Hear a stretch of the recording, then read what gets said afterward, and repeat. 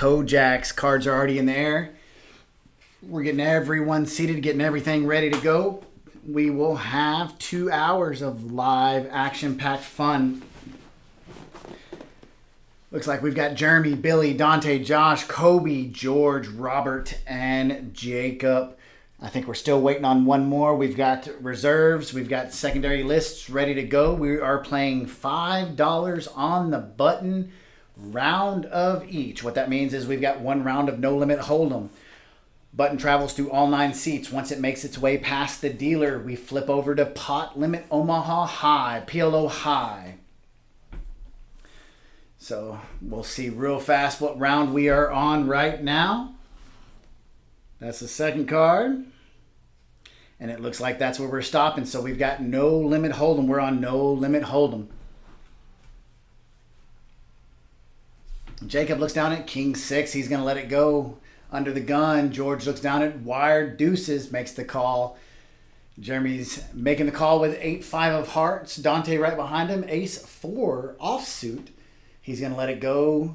Difference between Ace-4 and Ace-5, not much. However, Dante elects to let it go. Robert makes the call with it. Billy's going to raise it up. He's in it to win it with Jack-7 offsuit. Raises it up to $50. It's going to be a fun little night with George, Billy, and Jeremy at the table because they play a little on the wild side. And let's see, we've got a flop here of King of Spades, 5 of diamonds, 10 of diamonds. Jeremy makes second or third pair, and that tops George's wired deuces. It goes check, check. Let's see what Billy does. He's going to elect to check it. Turn card comes out a 6 of hearts, or 6 of spades. River card comes an ace. Nobody's really got anything, and everybody's scared to bet after the $50 raise, and I think it's going to go check, check. Billy's going to put a bet, looks like $100, and that should be enough to take it down. Jeremy's going to let it go. Let's go with the best hand, and Billy wins it with Jack-7 offsuit. Quick look at the chip count. Billy's now over the maximum buy-in of $1,500. He's got $1,600 in his stack.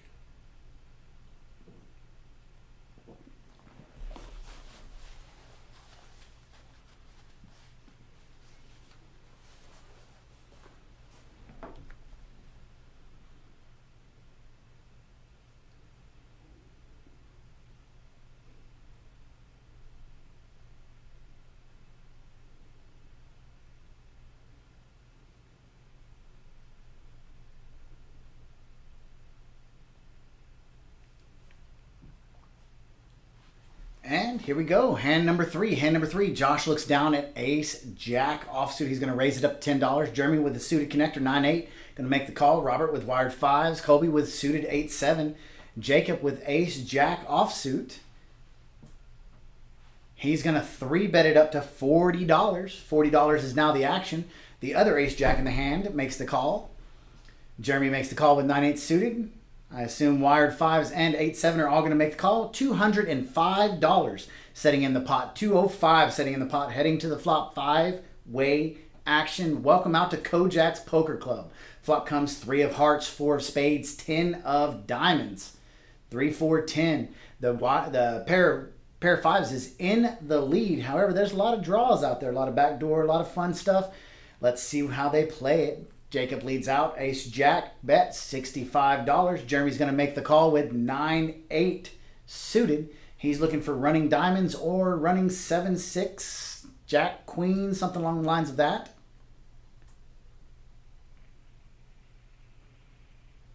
We are heads up. Jeremy hits the pair of 9s to take the lead. Check, check. Turn card's a deuce of hearts. I don't think any bet's going to be able to get Jeremy off his pair of 9s. He's going to think that's the best, especially with $335 in the pot. Jeremy's going to be first to act. He's reaching for some chips, and he's going to lead out with $150. I think Jacob's only move here is an over-the-top push shove, but I don't think that Jeremy would let go of the 9s. We'll see how he elects to play this one. And he does let it go. Jeremy's going to pull in a $485 pot, $230 profit. Welcome out to Kojak's Live, where we've got non-stop action. 5 on the button, round of each action. We've got 2 5 on the button cash games going. Both of them getting pretty salty, getting pretty juicy. So if you're sitting at home on this Saturday night, looking a little bored, head on out to Kojak's where all your poker needs can be met. Updated the chip count. Jeremy's now your new chip leader at 1,700. Jacob's down to 595 down at the bottom. Plenty of time, plenty of room to move up and down these rankings. We'll see how it goes.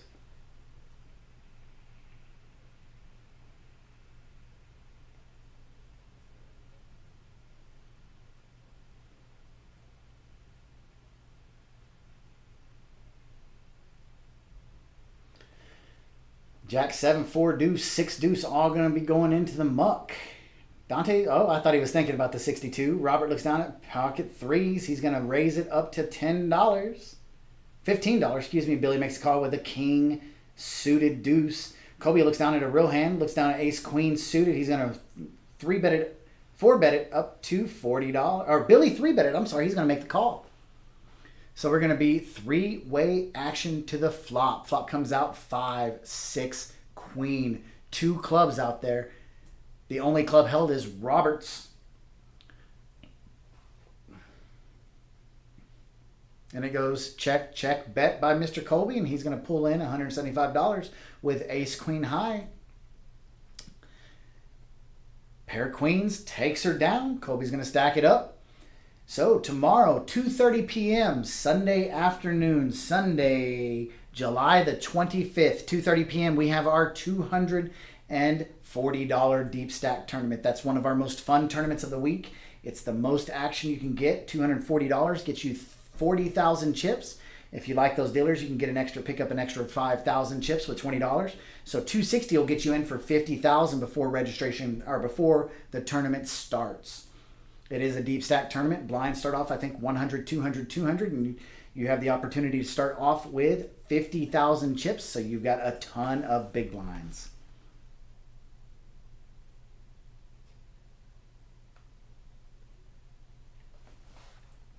Jeremy makes a call with ace-10. Robert makes a call with eights. Back-to-back pocket pair for Robert. Josh makes the check. $15 in the pot. Pop comes out. Flop comes out. 4, 8, 10, 2 hearts. That's a Yahtzee for Mr. Robert. He flops a set of eights. And Jeremy's going to do the betting. Jeremy leads out with $25. Robert just makes the call. Jeremy might be in trouble here because he's got top pair, top kicker. Turn card, jack of diamonds. That's got to be a kind of a scare card to Robert with that queen 9, 9, 7 being a possibility. Jeremy leads out with $55. Robert just makes the call, playing it more on the safe side. He's looking for the board to pair to be safe. River card comes out of 7. That's an absolute scare card, even though the flush didn't get there. A 9 now completes the straight.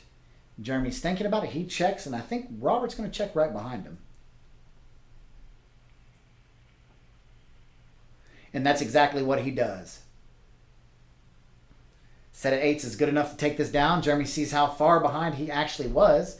And Robert pulls in a nice $175 win. Updated the chip counts. We'll see chips flying around on this table. If any of you guys have been out to Kojak's, you know how much action it truly is at Kojak's. How much action. And we'll probably see 10, 12, 14 hands here early on that we go to the flop with at least 5 players, probably 6 or 7 in most cases.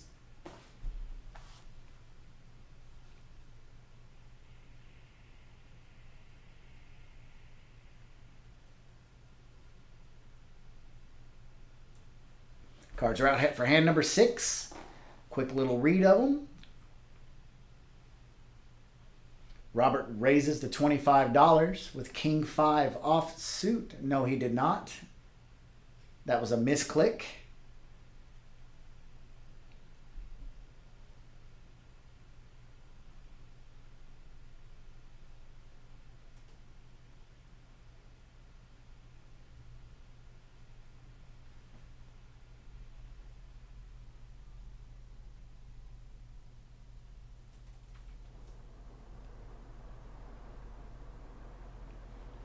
So we are heads up to the flop with $200 in the pot.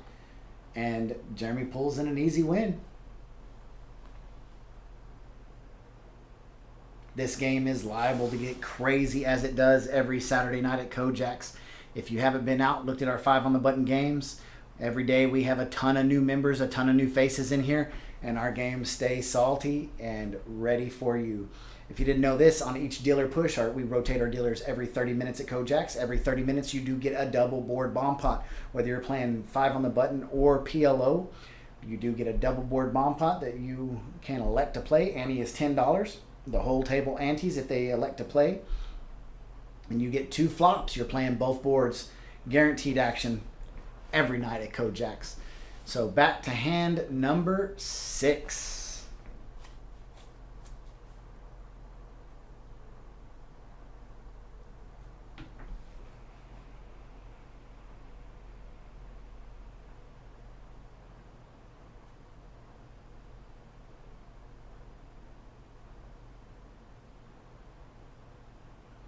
Looks like we're getting another player. Mr. John sitting in seat number 7.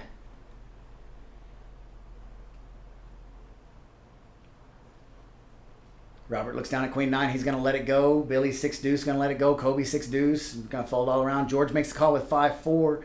Josh and Jeremy. Jeremy let go of the best hand in poker. 5-3 offsuit. He's going to come to regret that as we see the flop actions over on Dante. Dante looks down at King 10. He's going to opt to razor up to $35. George makes the call, as does... Nope, Josh does not. So we're going to be heads up going to the flop. $75 in the pot. Flop comes out, ace 10-8. It's a scare card for Dante. He's going to c-bet it. He's playing that George did not have the ace, which he did not. And just like that, winner, winner, chicken dinner.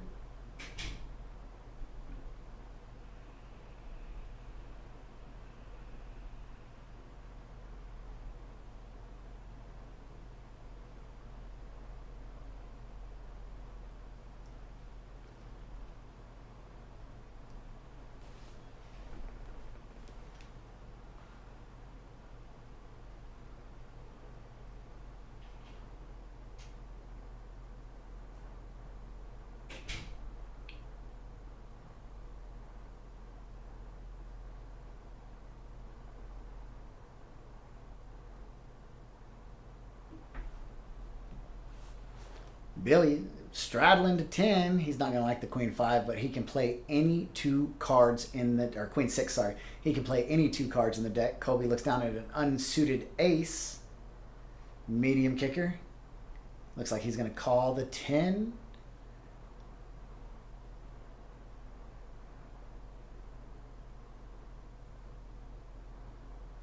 We are on PLO now, so we didn't get Billy's whole hand.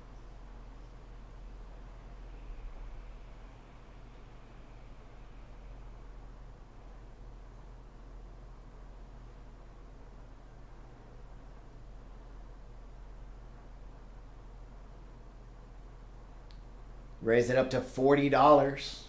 Colby's going to make the call. We'll get their cards in just 1 second.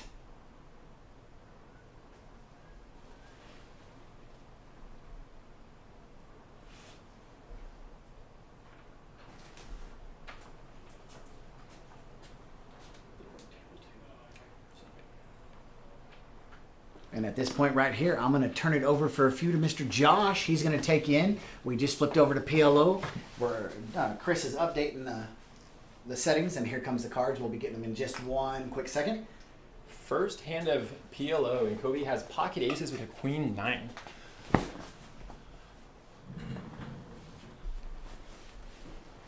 Just min clicks it to 10. He gets 3-bet by Robert to 40. Don't know his cards yet, but Billy wants to come along and see the flop. I do know Billy has a queen and a 6 in his hand at minimum. Well, there's the rest of it. Oh, that's bad news. So Colby's playing his pocket aces pre-flop, but his random 9 of hearts comes into play. And that's way behind Billy. 9-6. It is. So this one actually, yeah, this one's probably going to get built up pretty good with the 9s full and trip 9s with the ace kicker. It's going to be a safe card for Billy. And he checks. A queen is going to lead to a chop. Kobe's looking for an ace in this spot in order to take the lead. And 5 of diamonds on the river, and it is over. Billy's going to take it with 9s full of 6s. Or 9s full of 5s, either way you want to do it. Yeah, you know, whichever full house you want to take. I mean, it beats trip 9s any day. They're both good.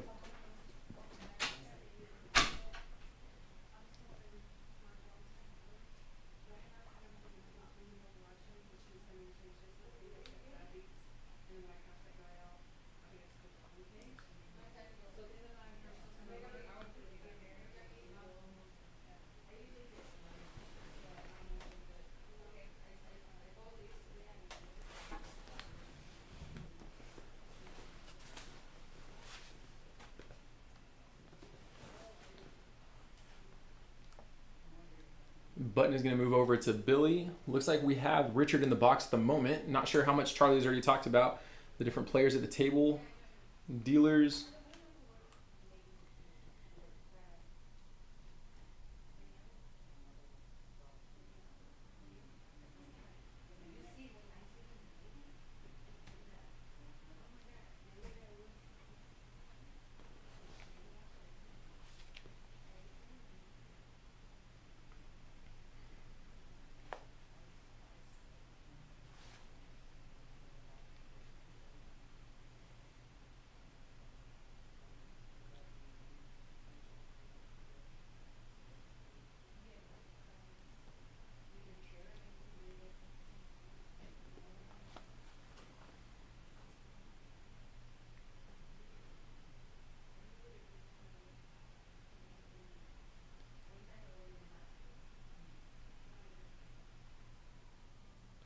Kobe waking up with some pretty big hands to start this PLO round. Now has ace king suited with the 8-4. Jacob and George both like to come around. George's holding a set of jacks in his hand. That's going to be interesting to see how that plays out.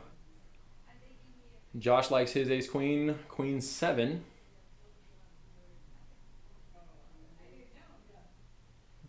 Josh raises that pre-flop, suited ace, pocket queens. Not too bad at a starting hand. Flop comes out 10 of clubs, 3 of diamonds, and a 9 of diamonds. It's above average flop for Kobe, flopping the nut flush. George is blocking a lot of the upper straights with his set of jacks in his hand.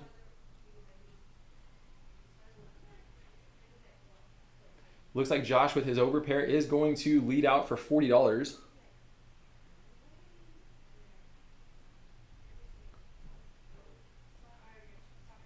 Robert calls with his pair of 3s and a 6-high flush draw. Could get dangerous for him if another diamond comes. Kobe, Josh, Robert, and Billy all decide they want to see the turn. Billy's got 2 pair, and it is the 8 of diamonds. So it's going to be interesting to see how this one plays out. Kobe checks the nuts. Kobe checks the ace-high flush. Take that back. He did not check it. He decides to bet 300 into it. Bets the pot. Action over to Josh, who is most likely going to lay his queens down. He does. Whether or not Robert is able to call with his 6-high flush draw. Does not do that. Makes the good fold. Billy folds his 2 pair. And Kobe picks up a $240 profit on that hand.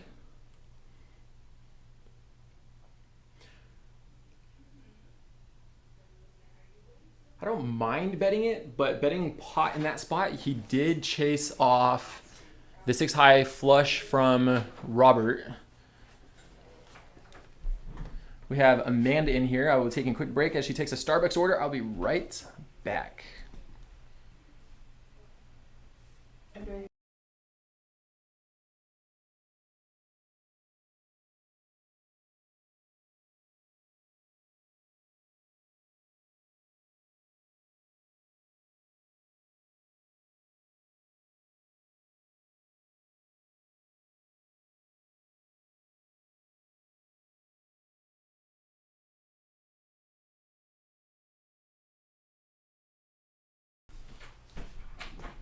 And we are back. Jacob looks at King, Queen, 9, 5, decides to fold that. George is coming along with pocket 10s and a Jack 7 for his randoms. Dante is going to raise to 30 with King, Jack, 10, 9. Billy calls. Kobe decides to get out of the way.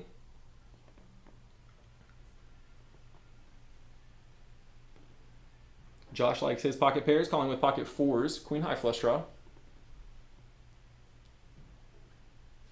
And the flop comes out, king of hearts, deuce of diamonds, and 10 of spades.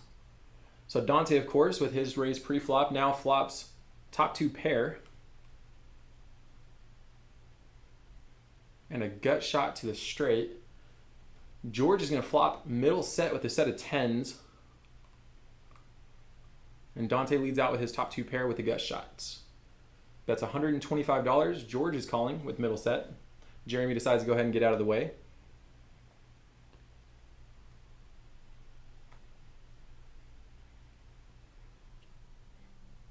Turn card is going to be the 5 of spades. It's going to be not a help to either of them. Action first on George with 92% equity to win the pot. He decides to go ahead and bet $200, puts the pressure on Dante. Dante raises.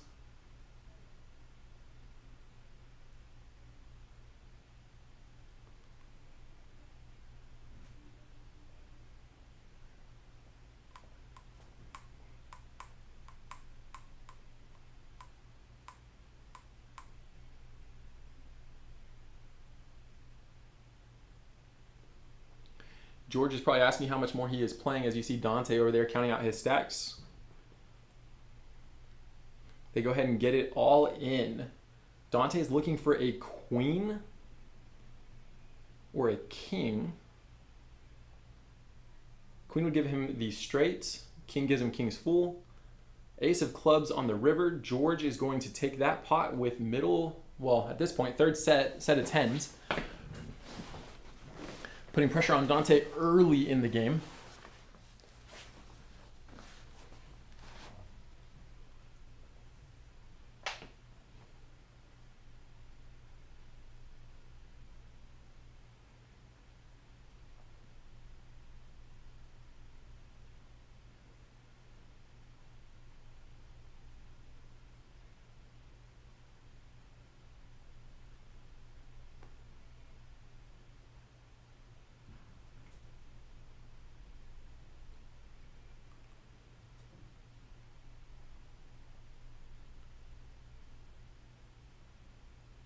And as you can see, just with our PLO rounds, action is pretty hot.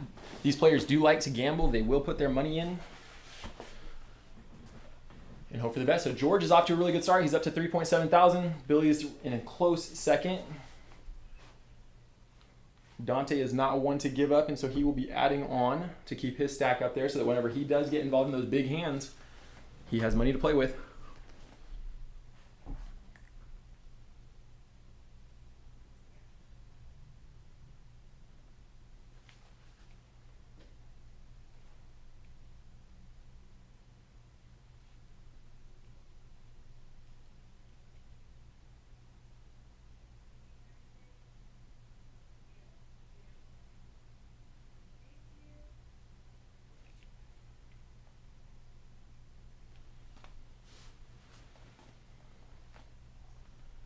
George is going to like this whenever he looks down. He is under the gun, looks at pocket kings and 9-4 of spades.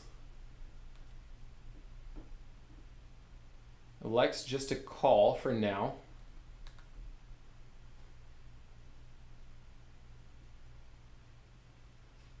Which I like this. You see a lot of players artificially bloating the pot with pocket pairs pre-flop. Ends up putting them in a tougher spot later on whenever they have to call off bigger amounts post-flop. Action goes around, gets a couple calls to Dante, who has ace, queen, 9 deuce. Both of those are suited, so he's got the ace high and queen high flush draws. Jacob is most likely to be calling this 25 with a suited ace, ace, queen, 7-5. He does call. Action back around to George. And it looks like he will be calling as well. Josh calls, so we are going 7 players to this flop.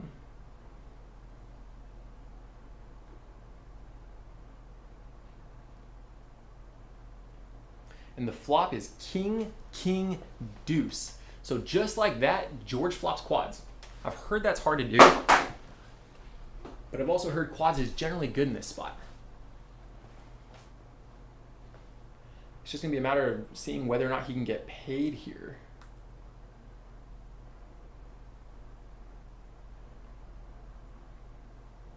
Action will check around to Robert. Robert leads out for 50.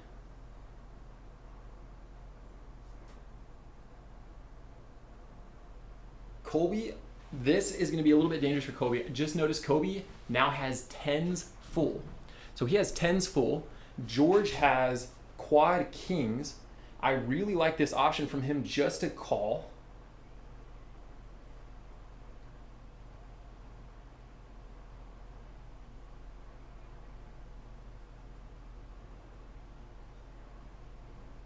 And I don't see Robert calling this spot. Nope, Robert gets out. So now we're going heads up to the river. River is a deuce. Quad king still good, from what I understand. He's going to lead out here.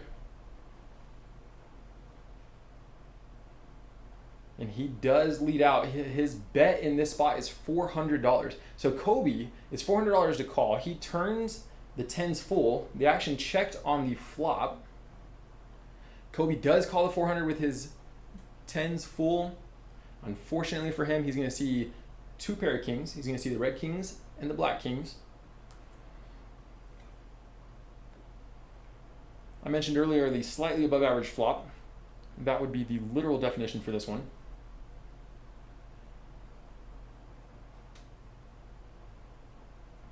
And George is going to take down another pot.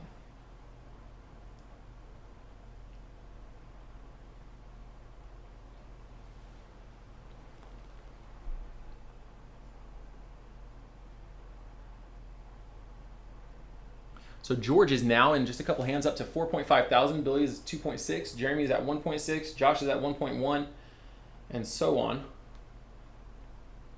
I think George may have found his new favorite game after this, picking up a couple monsters in back-to-back spots.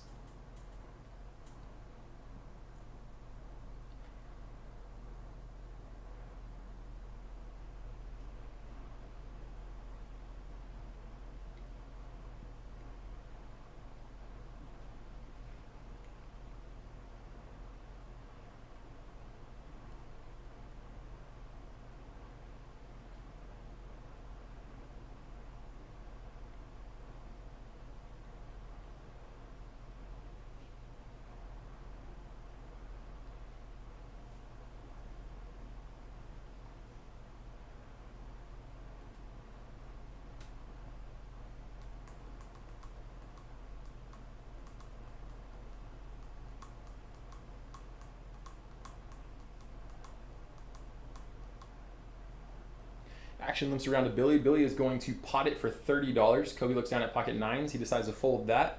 Tens didn't do him good last time. Decides to get out with nines.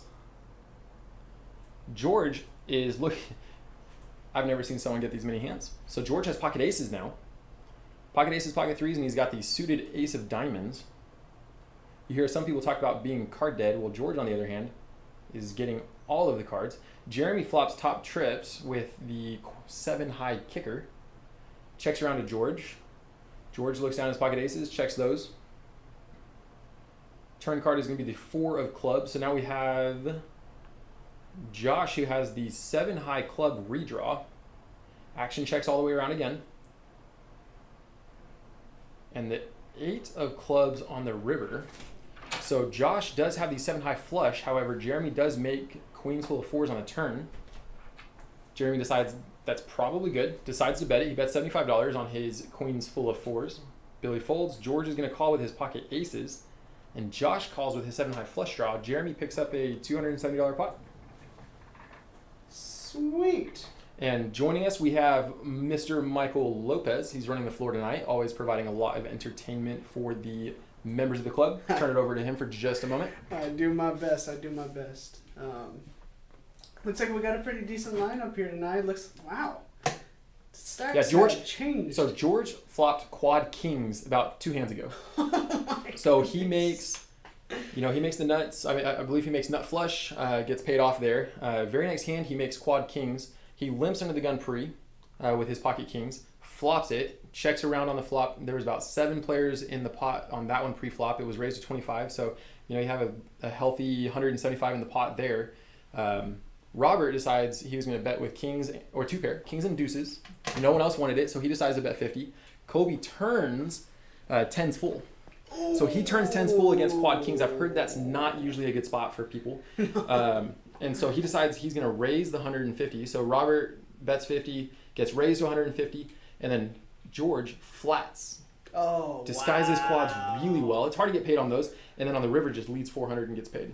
Well played. My So goodness. back-to-back monsters. Yeah, and then the very next hand he had pocket aces. Of So, $75 on the river. I don't blame him for wanting to call and just, do a little heat check. Yeah. But yeah, stacks are moving. Yeah, absolutely, absolutely. Looks like Robert's opening up with a very strong hand.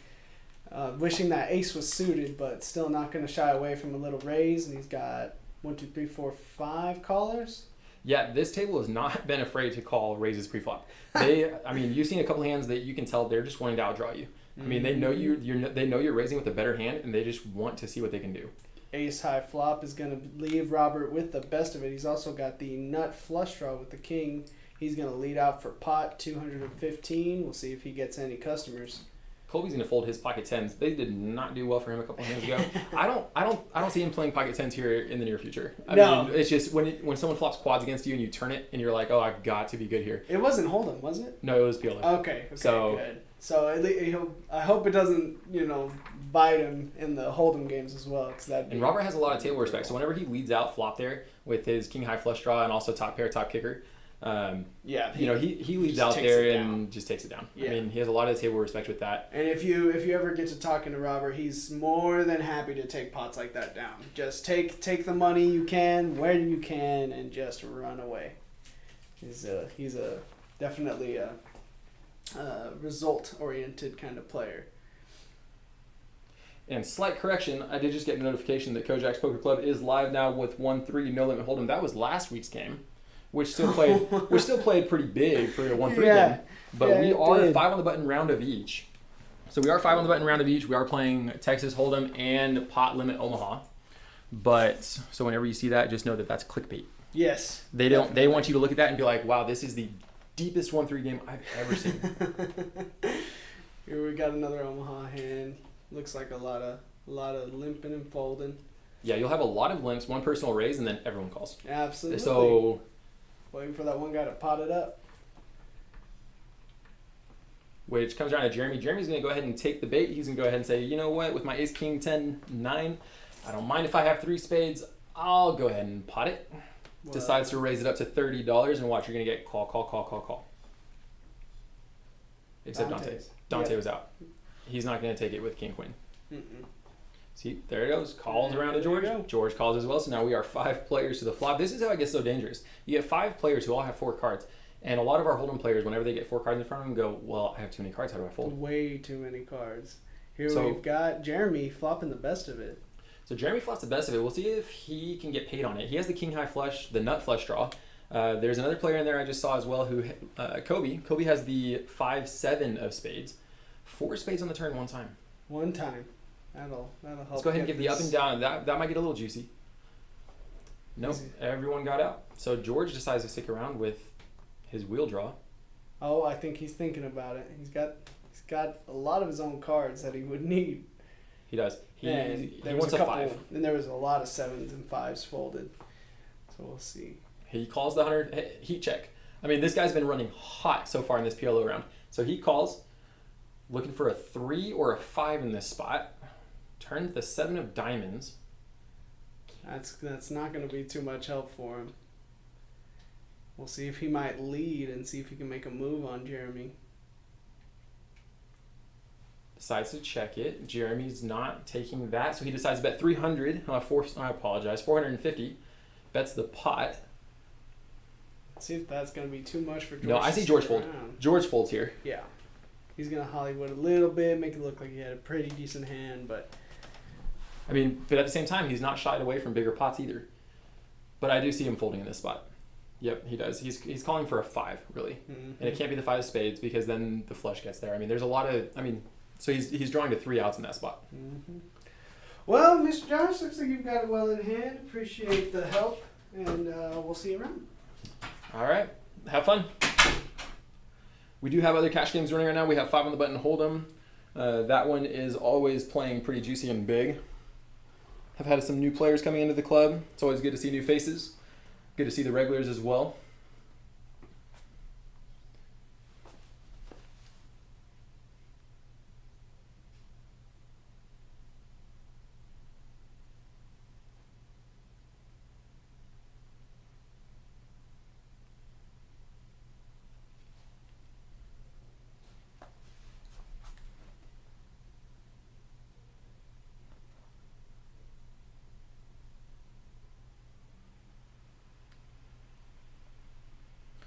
Looks like this will be our last hand of PLO before we switch over to Texas Hold'em.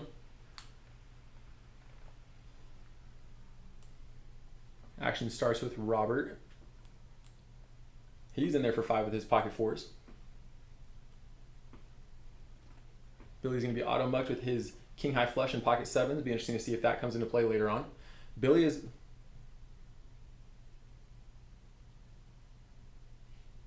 Well, this is interesting. Billy must have potted it dark. He pots it to 20, which of course is going to entice action because everyone knows that he didn't look at his cards yet. So this is going to be quite an interesting hand that we're going to be watching. Jacob comes along for 20. Jeremy decides he's coming along for 20 as well. Flop comes out. King, Jack, Jack.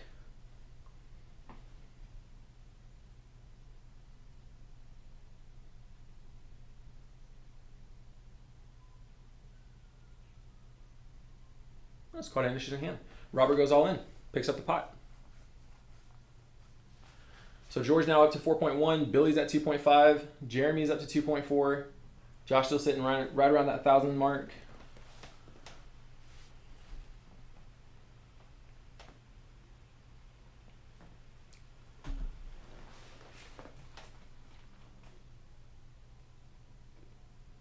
We also did have another player join the table. You see him right there, sitting right next to Jeremy.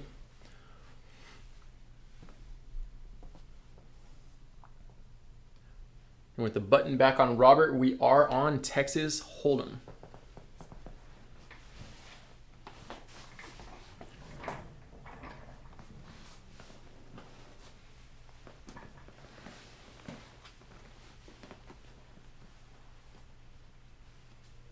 Billy looks at it down at 8-3, quick to let that go. Colby folds his 8 deuce. I feel like we're going to get a lot more folds here. George has ace king, so he's getting cards in PLO, he's getting cards in Hold'em, decides to just call. JD over here with the pocket 6s, limps as well. Flop comes out 9-3-5, all diamonds. So JD actually Robert here flops 2 pair with his 9-5. The JD has the only flush draw in play. It will be interesting to see if he decides to go ahead and continue with this. Checks around to Robert, who bets $10.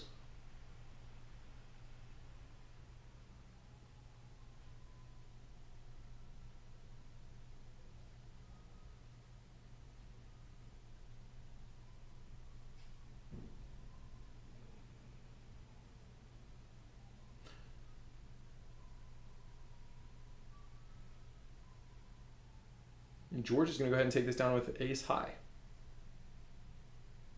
No, he's got the wheel. He flops, or he rivers the wheel. Robert quick to let his 2 pair go with 4 diamonds on the board.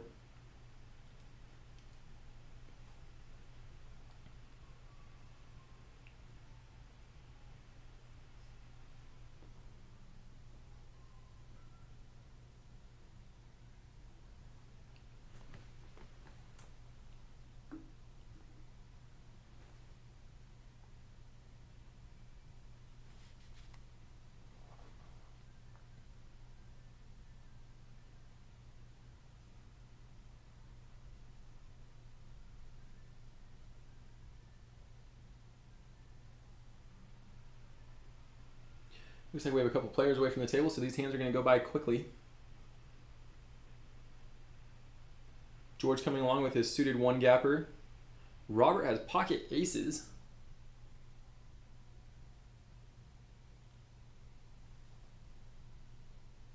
Raises to 25 and George calls. Flop comes out, 10 of hearts, 6 of diamonds, 4 of diamonds. George flops a gut shot straight.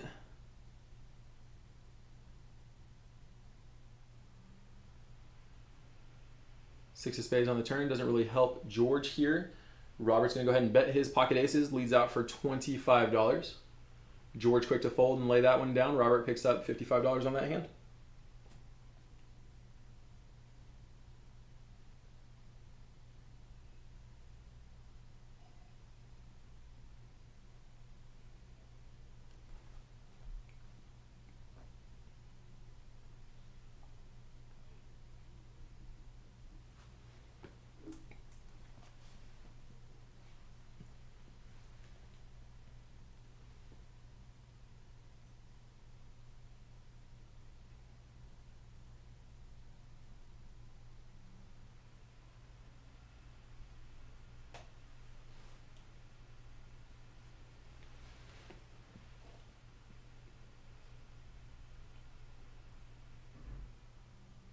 Looks like Jacob is going to straddle to 10 here.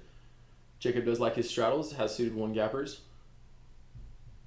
Be interesting to see what these other cards are that are about to come into play.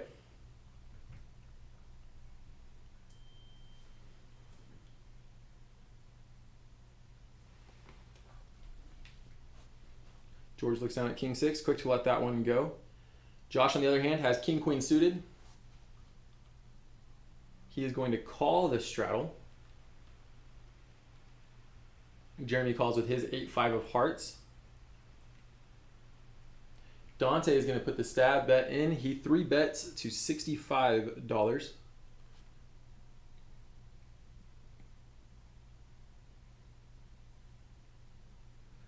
Josh is going to call here. Josh is going to see the flop with King Queen suited. Jeremy likes to gamble, but he's going to let this one go. It's going to be heads up to the flop. Josh with his King Queen of clubs and Dante with his Queen 9 offsuit. Queen of hearts on the flop.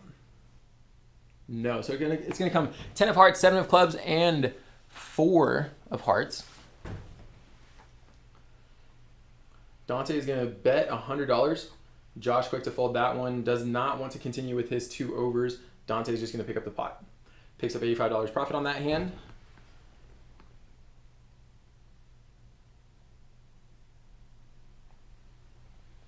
And we are on to the next one. I also have to see Yvonne sitting in the background, so wonder if they're about to send a new dealer in rotation in.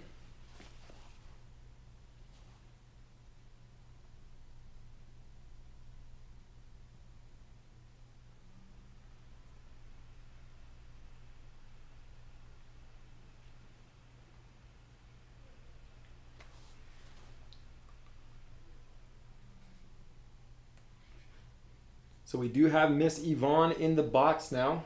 Richard just got pushed out on break. Yvonne is going to take over for the next 30 minutes.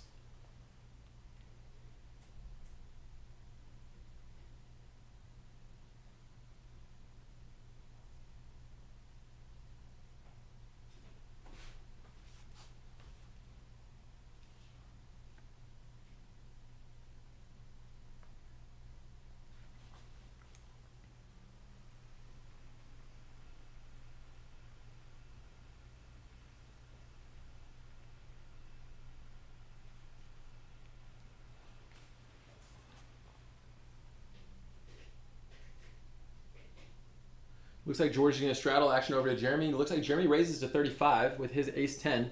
Dante has pocket 10s. Looks like he puts a 3-bet into 135.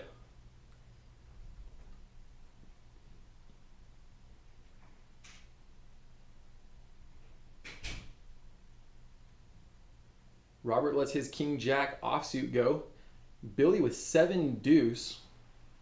4 bets to 500. 7 deuce offsuit, 7 of clubs, deuce of spades, 4 bets to 500. Kobe lets 9-4 go.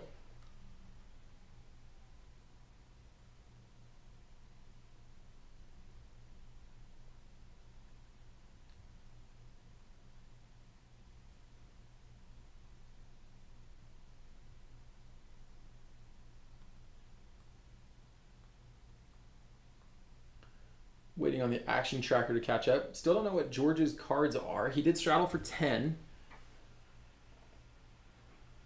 And George has ace king offsuit. Lets those go. Does not want to continue for $495.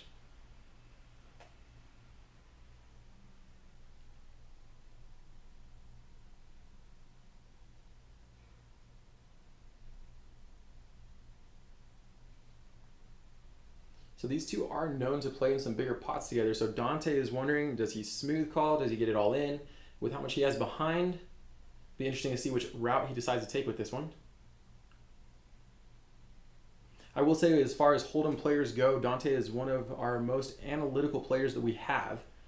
And so he likes to think every hand through. Very rarely will catch him in a bad spot where he's not able to articulate his way through a hand.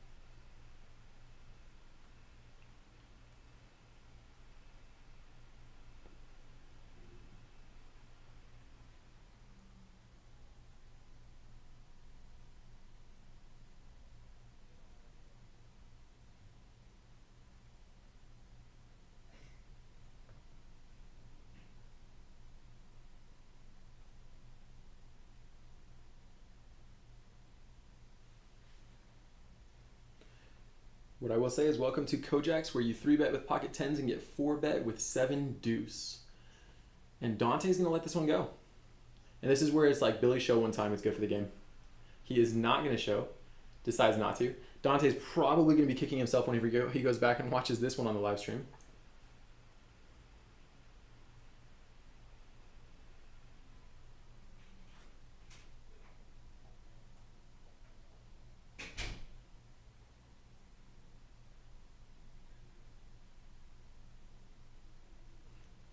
Watching Billy play, that is one of his strengths, being able to look at other players, be able to range their hands, and be able to bet them off of it, and or know exactly where he's at. I dealt a tournament the other day, and someone 3-bets pre-flop, and from the beginning, Billy goes, I have a hand that can now draw queens. And so on the flop, the player continues, and he says, definitely feels like queens. On the river, he says, okay, now I can beat queens. And so the other player now gets put in a spot wondering if Billy has called him and read him the entire way. The player, perplexed, does show pocket queens and lets it go. And sure enough, Billy was able to outdraw him. So Billy's ability to read players, range them, and then be able to play against them is quite impressive. Back on this hand, we have King of Spades, 8 of Clubs, 8 of Diamonds, and 10 of Diamonds. So Billy has trip 8s going into the river. Josh calls with his straight draw. This is going to be bad for Josh because Josh now rivers 2-pair. So he's got jacks and 8s with a king, depending on what he puts Billy on in this spot. Billy leads out for 50 though, so he's going to put that pressure on, see if whether or not Josh is going to call him. Josh decides he does want to see it, puts the $50 bet in, and Billy gets paid.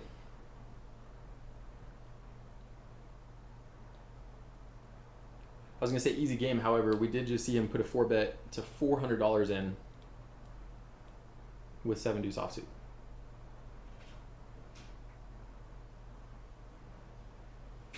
So Billy is increasing his stack. Jeremy's still sitting around his amounts. Robert, Kobe, Josh, Dante, they're all looking for their come up. All of these players aren't willing to gamble though, and they are all, for the most part, they're pretty patient as well. So they know that if they sit around long enough, they're going to get that hand where they can get their money in and hopefully get paid as well.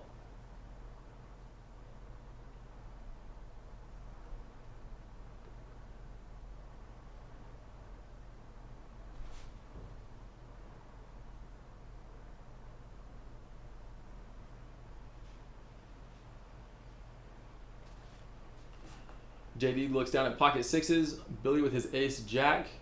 Billy's going to raise to 15.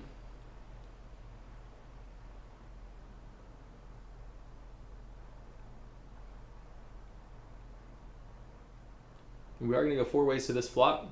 Several aces, several jacks, pocket sixes, and the flop comes out 9 of hearts, 9 of clubs, or spades, 9 of spades, 8 of spades.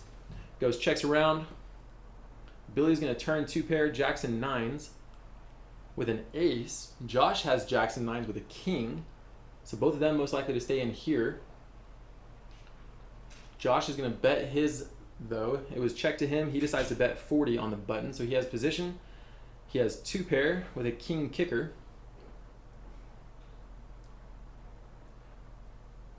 JD is going to let his boat draw go. Action over to Billy. Billy calls, and river, Josh picks up the better 2 pair.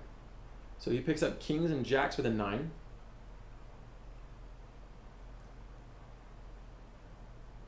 And is quick to take that one down.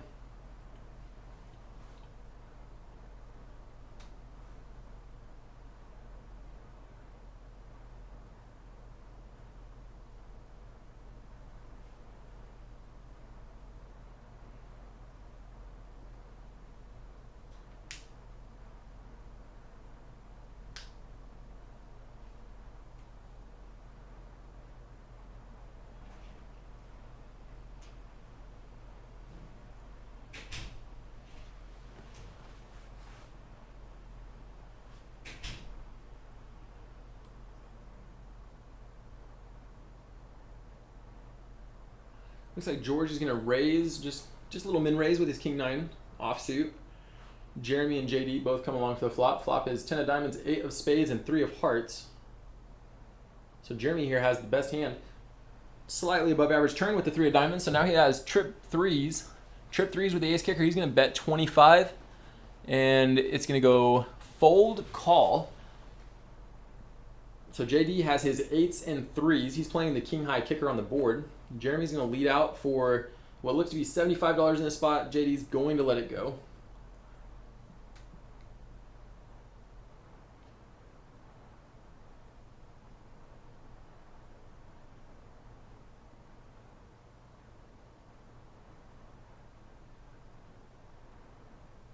Seen a lot of big hands come into play so far.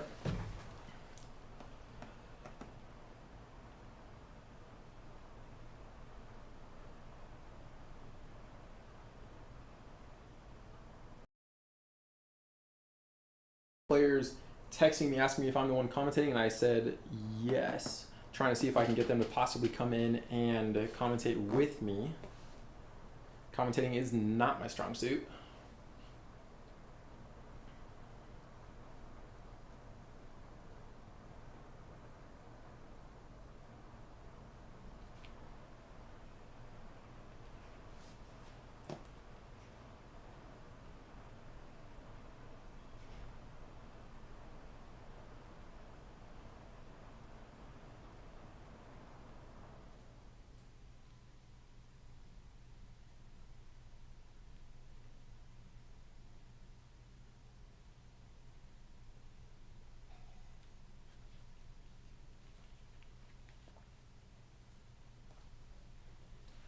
Josh stuck around with his queen high flush draw and Rivers queens and deuces.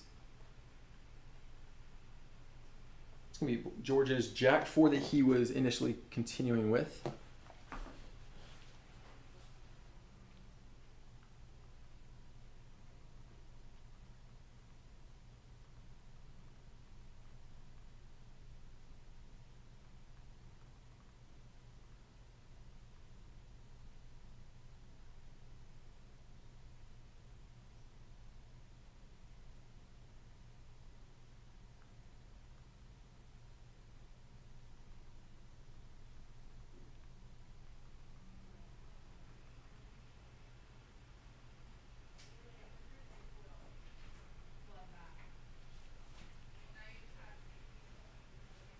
Button over to Dante, so this will be our last hand of Hold'em before we go back to PLO and see some of those fireworks again.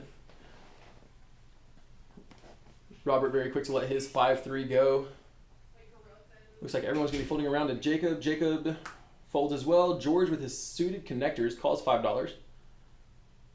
JD looks down at King Queen offsuit. decides to raise to 15. Jeremy puts in the nice 3-bet to 60 with ace-jack suited.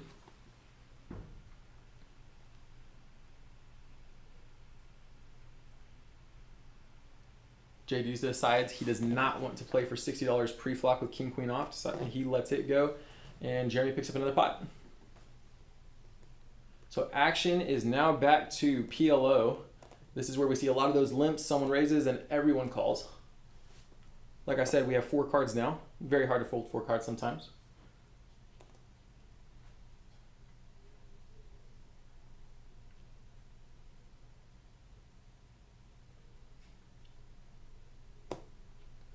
Billy has the straddle for 10.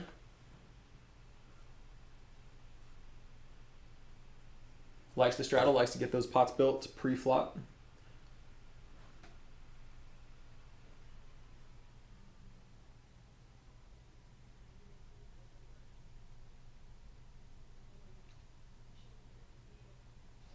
Jacob's going to call, George is going to call, Josh is calling, Jeremy's calling, everyone's calling. Action back around to Billy, who checks it through. 6 players to the flop. Flop is king 10 of spades and 6 of hearts. Does not seem to be much help. Josh has the 9 high flush draw. Still don't know what Jacob's cards are yet. Several players with a top pair of kings.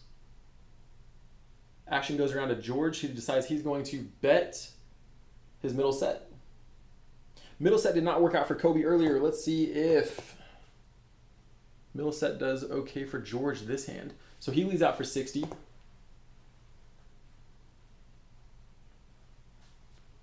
Josh likes his 9 high flush draw, so he's calling. Jeremy lets pocket aces go.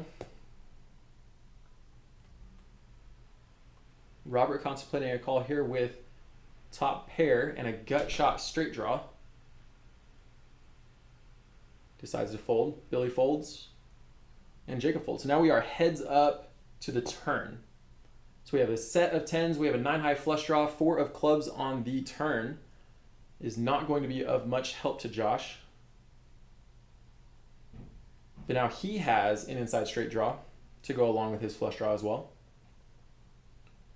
George not slowing down. Bets 180.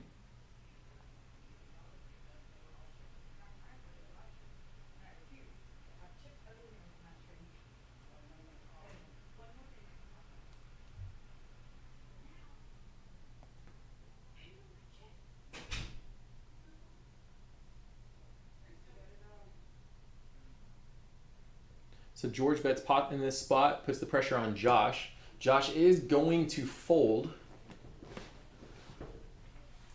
as George stacks yet another pot. So right here we're looking at our VPIP percentages. George has a 72% VPIP. Everyone else is above 20, 28. 28 is our lowest. Very actionable table with lots of players who are not afraid to gamble and play big pots together. Button moves over to seat 2. We have another PLO hand.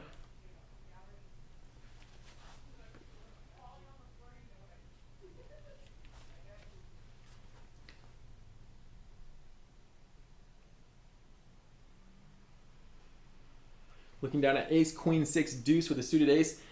Has 3 clubs in his hand, decides to go ahead and let it go. He's under the gun, knows it's going to get raised, knows he's going to be playing for a bigger amount, so he just decides to fold instead of risking that $5. Jacob and George both call. Action over to Josh, who has ace, king, queen, 10 in his suited ace. Decides it's worth raising, so he pots it for 20. Jeremy calls with pocket 7s. Robert calls with pocket queens. 15 more to Billy. Does not like it. Billy looking down at 10, 6, 6, 3. Would be really bad for him if diamonds comes, but he goes ahead and raises to 100. So Billy puts in the 3-bet to 100. Action over to George. George lets his go. 80 more for Josh. He was the initial potter.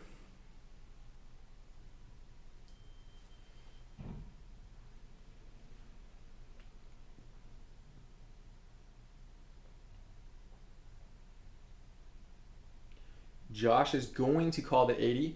Jeremy calls the additional 80. Action over to Robert with his pocket queens, decides $100 is fair. And so we are going 4 ways to the flop with 410 already in the middle. Easy game.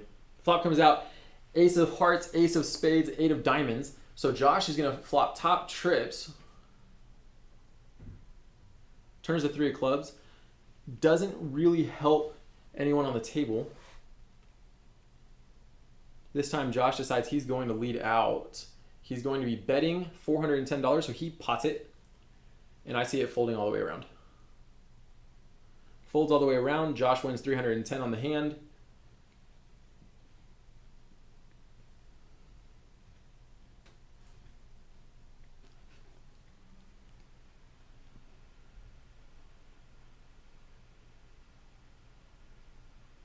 And Josh is now up to 1.8 thousand after picking up that hand.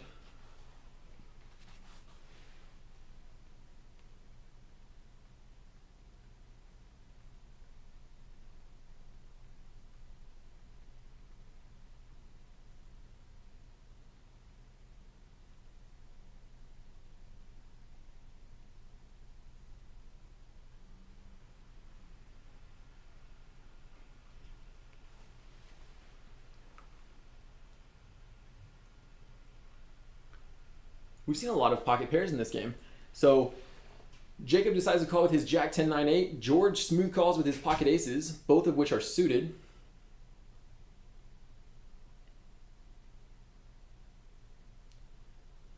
Don't entirely know what Jeremy has yet, but he decides to pot to $30, so he's put the amount up.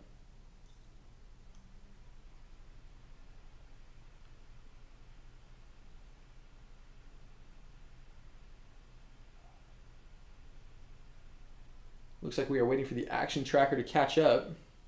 Looks like everyone does call around, and action is now back over to Jacob, is what it looks like.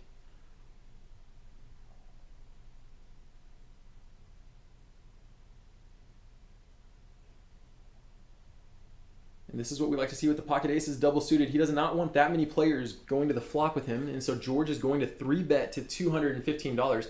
Now we see that Josh has pocket kings with the king high diamonds. Looking at George's 3-bet. He goes ahead and lets it go.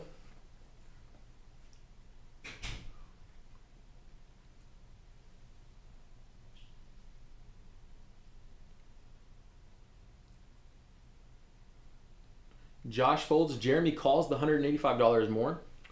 Robert's out. Everyone else is out. Jacob decides to call. So we're going 3 ways to this flop. 710 in the middle. So we had 410 in the middle of the last hand. We have 710 in the middle of this hand. And the flop is going to give Jacob an open-ended straight draw. And he decides it's worth it. So he goes ahead and pots it all in. So Jacob all in on this flop with his wrap. Backdoor club draw. It's not going to be good though because George is holding the ace high clubs.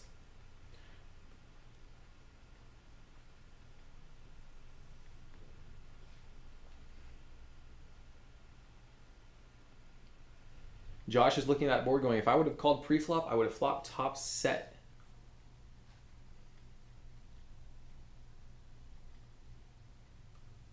So Jacob is all in for $515. Action over to George. George with an overpair and backdoor clubs. And calls.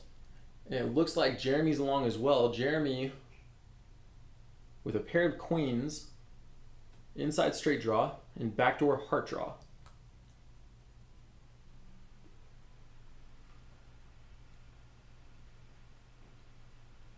This may be one of the bigger hands that we've seen tonight. Jacob with his wrap, George with an overpair. And he loves that 9 on the turn. So that 9 on the turn gives him the nuts at the moment. So he's playing his Jack 10 with an 88% chance of winning this pot. George looks down at his pocket aces, shows he has a 0% chance of winning this pot. He decides to check it over Jeremy. Jeremy has 2 pair now with Queen 9. 5 of hearts on the river is going to be no help to either of them. There is no side pot yet, so it'll be interesting to see if either of them try to take a stab at this. Jacob still has the nuts with his Jack 10, so he has a king high straight. George decides to go ahead and bet $300. If Jeremy calls this, he's going to get some money back in the hand with his 2 pair. And it does look like Jeremy puts in the call.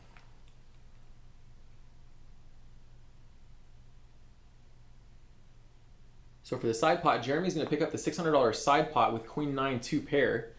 Main pot is still going to go over to Jacob with his king high straight. It looks like that 9 of diamonds on the turn may have been a 2-outer, because we know that Jacob was holding a 9 and Jeremy was both holding a 9. So 2-outer on the turn gives you the nuts, goes ahead and scoops a $1.5 thousand profit, and then Jeremy gets a little bit of reprieve with the $600 side pot that he picks up with his 2 pair, queens and 9s with the king kicker.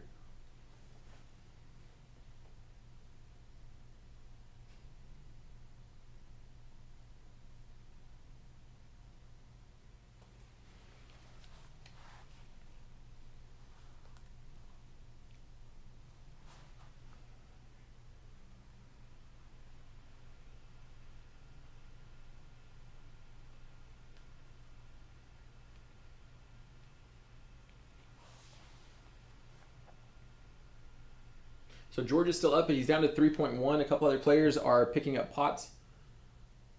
George looks down at 743 deuce. 76% VPIP, decides to let that one go. Josh folds, JD folds, action over to Jeremy. Jeremy with a queen high spades, jack high hearts. He pots it to $15.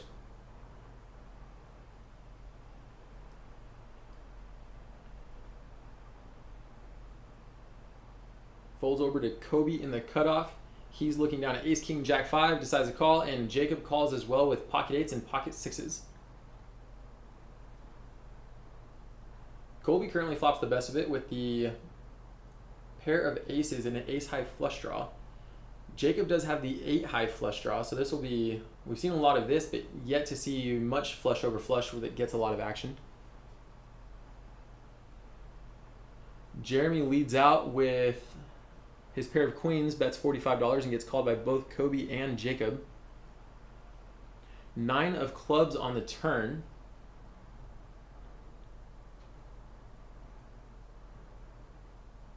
Is not going to be much help to any of the 3 players. Jeremy decides to keep the pressure on. So Jeremy leads out for $180. Colby with his nut flush draw, top pair, top kicker, elects to call, so he's calling the 180. At this point, Jacob lets his hand go. 8 high flush, no longer appealing to him.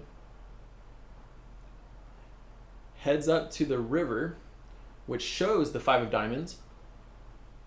So Colby here now has the nuts with his ace jack of diamonds, yet Jeremy, not wanting to slow down at all, looks like he leads out the pot, so he bets $540 into this. Colby's probably going to take a second to look at the hand, make sure that he has what he thinks he has, and is going to raise.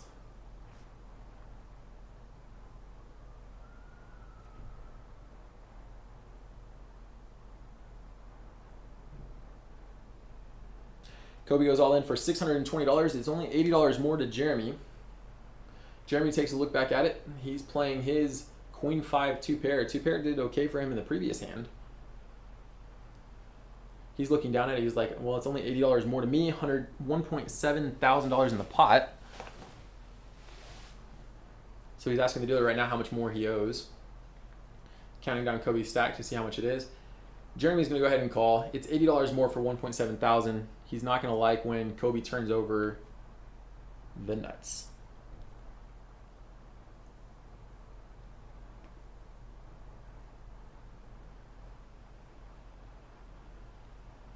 Kobe's looking at that going, oh, I was ahead the whole way.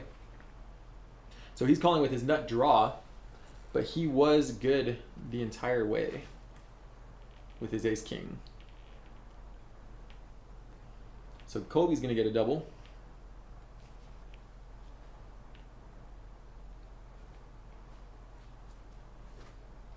Kobe's double puts him at 1.8 thousand.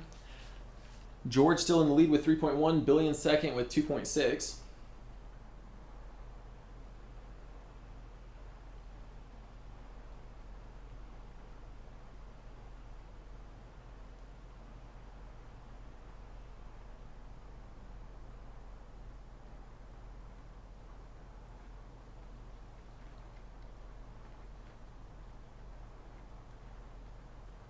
Jacob is most likely glad that he folded his 8-high flush draw, because when it gets there on the river, he makes his hand. However, he gets beat as well.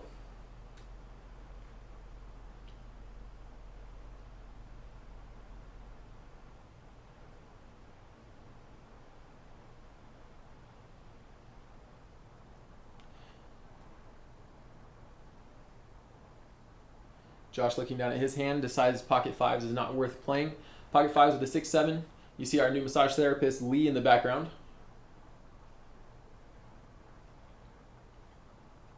Works magic on a lot of our clients. A lot of our clients like to get massages from her. $1 a minute. So if you're ever playing in Kojaks, just ask for one of our massage therapists. So JD with the mystery hand calls for 5. Robert folds.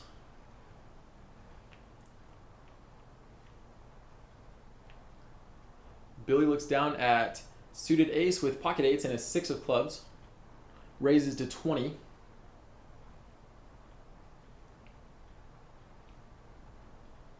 Looks like we go 4 ways to the flop with the ace deuce 5.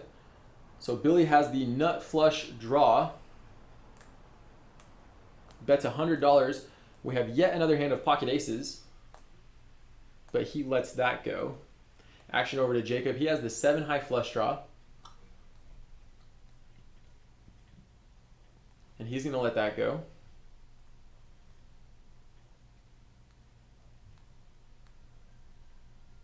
Jeremy folds as well. Billy picks up his pot.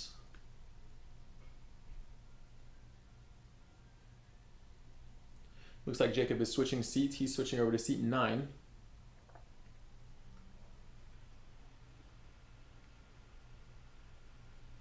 But as you can see, lots of action in Kojaks tonight. It's a beautiful Saturday evening. I was going to say afternoon, because for us that work night shift, 9 o'clock in the evening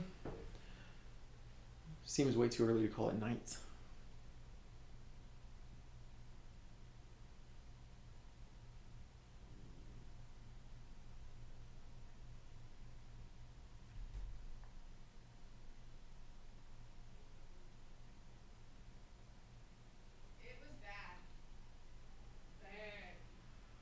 Jeremy's going to call. Jacob's going to call with pocket 7, pocket deuces.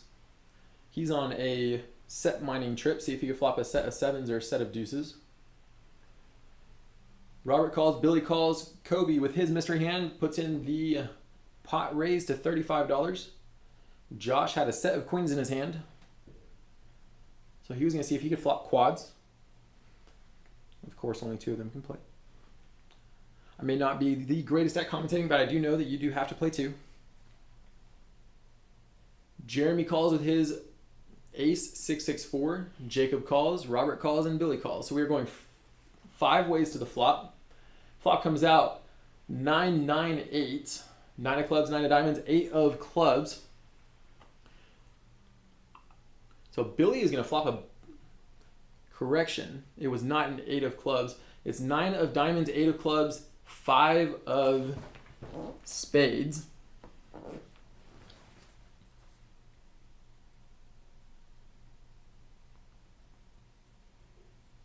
So Billy has top 2 pair. Checked over to him. He's going to bet his top 2 pair, so he bets 80. Jeremy is going to be coming along with his straight draw and backdoor nut flush draw.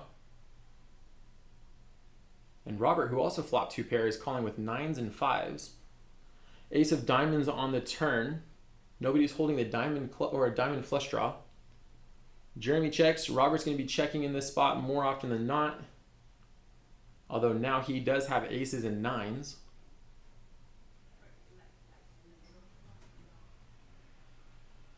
Decides not to check, so he's going to go ahead and bet.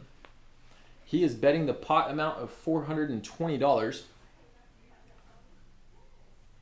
Snap fold by Billy. Action back over to Jeremy. who folds as well.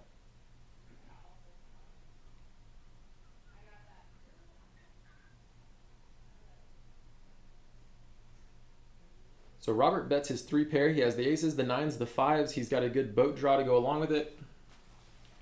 Bets the pot for 420, gets the other players out. And he's stacking up another $300 profit on that hand.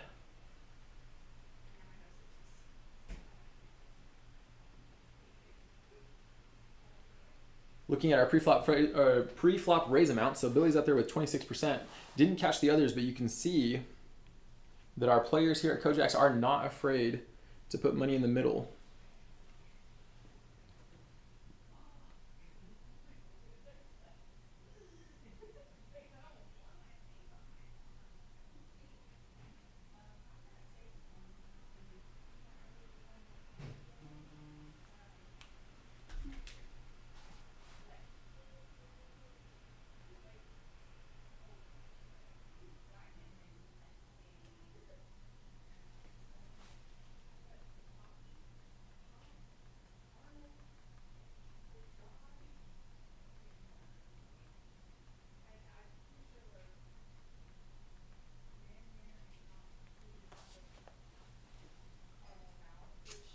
Button is now on JD. Jeremy under the gun. He calls for 5. Jacob looks down at ace, king, jack, 9. And he's going to raise to 10. Robert folds. Billy with the queen, 10, 9, deuce. Looks like he puts in a 3-bet. So Billy puts the 3-bet into 40 with his queen, 10, 9, deuce. Colby lets his hand go.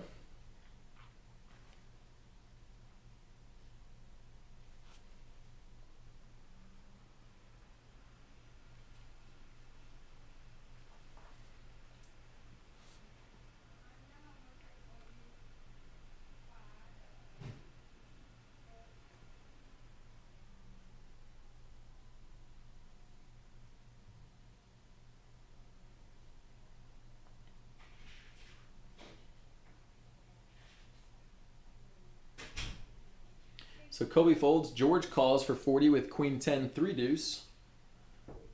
Queen high spades, 10 high hearts. Action over to Josh. Josh puts in the 4-bet to 185. Once again, we see pocket aces in place. We have pocket aces, neither of which are suited. You would have loved to have seen at least one of those suited, but he puts the 4-bet into 185.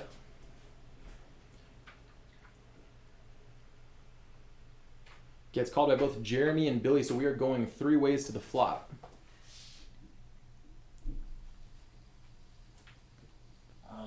Ever terrible aces. Yeah, aces haven't really done well for it. We saw quad kings. Oh, nice. So kings have been nice. Kings would have flopped top set, top, and then quads, of course. So on this flop, we have 9, 6, 3, all of spades. Nobody's got spades. No one has spades. Of all the people that were left in there, no one has spades. That pot bet may be enough to get it done. Yep. Yeah, you've seen a lot of that where you see, and Billy, of course, Dante has pocket 10s early in the night in a hold'em round. So Dante has pocket 10s and he 3-bet to 135. And Billy, of course, wanting to put some pressure on, had 7 deuce offsuit and puts the 4-bet into $500. Did Dante lay it down? Dante tanks for a minute and then lays it down. I was saying that would be one of those like good for the game moments where it's like just show the 7 deuce. It's gonna get the game out of the muck. It's gonna liven the table up. And Billy is nice to go ahead and slide that one. Does not show it. We would have seen an epic Dante rant where he stands up and goes, So Charlie's in here for a minute. It looks like I'm going to be taking over tablet for just a little bit, so you may get Chris back here helping Charlie out for just a little bit. Yeah, we'll make a little swap out here. What, are we still on PLO? No, you are on, yes, still on PLO for another hand, I believe, and then we'll be back on Hold'em. Awesome. Robert Worsham looks down at ace, king, 10, 8, single suited. A lot of clubs in his hand. Billy looks down at king, king. He's going to raise it up, $25. He's got 5-3 in there. That's got to be the winner. Kobe makes the call. George with 55-4-3 makes the call. Jeremy makes the call. So here's one of those hands I was telling y'all about earlier where we're six-handed, $150 already in the pot. Flop comes out, king, jack, jack. That's Yahtzee for Billy unless either Kobe or Jeremy are holding pocket jacks, which is a possibility because we haven't seen any jacks around. It's going to go check, check. Action's on Kobe. He's got pocket 10s, 9-4. He makes check. George going to check. Oh, there's a jack in Jeremy's hand. He makes the check. Turn card is an 8. Jeremy's looking for a jack and a jack only to win this hand.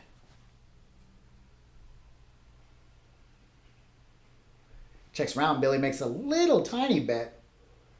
1/6 pot. $180 was sitting in there. He leads out with 30. Jeremy's going to make the call right there, thinking his jack may be good. He's fishing for that last jack in the deck. It's going to fold all the way back around to Billy. Colby made the gut shot draw. He's looking for a 7 or a queen, but that's still going to be no good. He doesn't realize he's drawn from behind. Robert does make the call also. He's looking for the Broadway draw to a queen. He does not know that that's no good. River card comes an 8.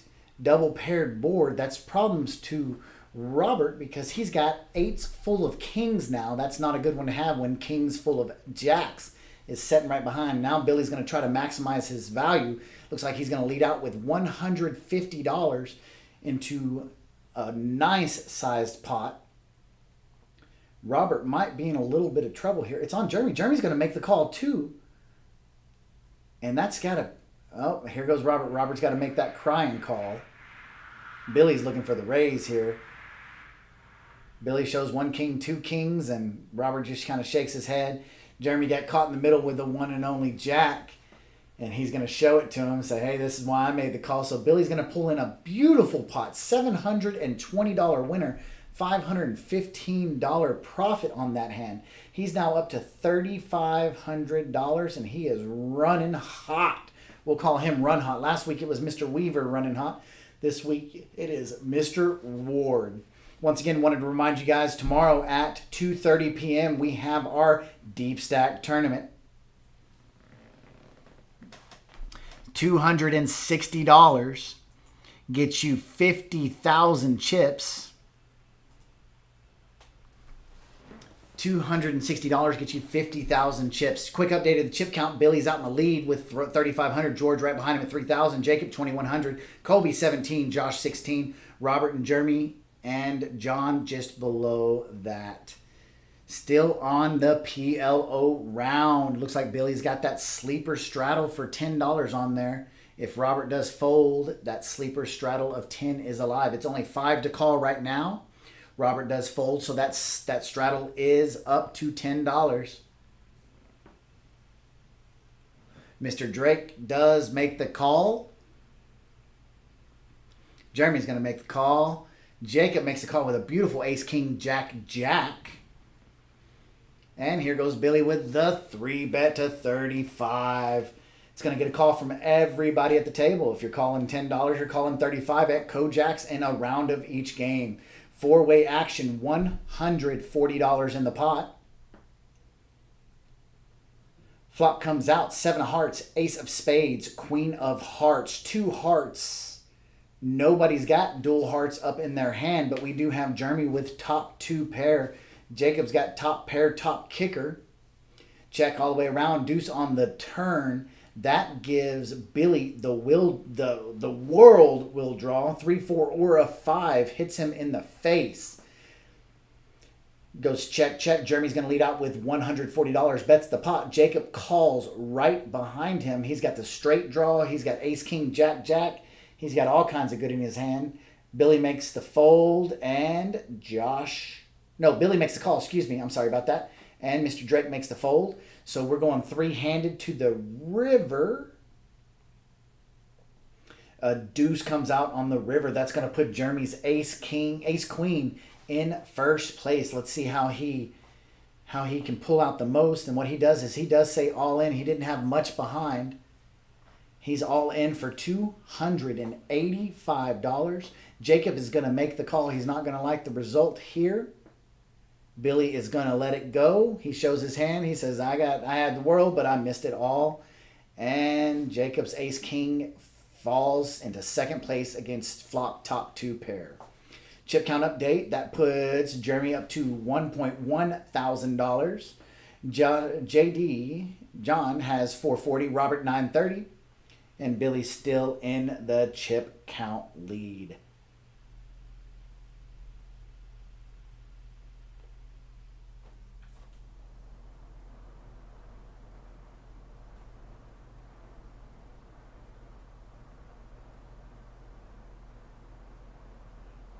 We got seat number 7 wearing that Texas A&M shirt. You know, I wonder if he's happy about hearing that both Oklahoma and Texas University are going to be headed over to the SEC. I don't know if you guys have been listening to that, but some big news in the college football world. 2 of the Big 12's founding members are headed over to the SEC. It looks like it's a done deal from what's been read. Looks like they've been working on it for about 6 months now. A&M kind of got shafted, left out of the talks. They wanted to be the only Texas team in the SEC, and now it doesn't look like that's going to happen. So we are over on the Hold'em round. Hold'em. Robert's going to raise it up with ace-jack. Hand's going to be folded, and just like that, we're on the next hand around.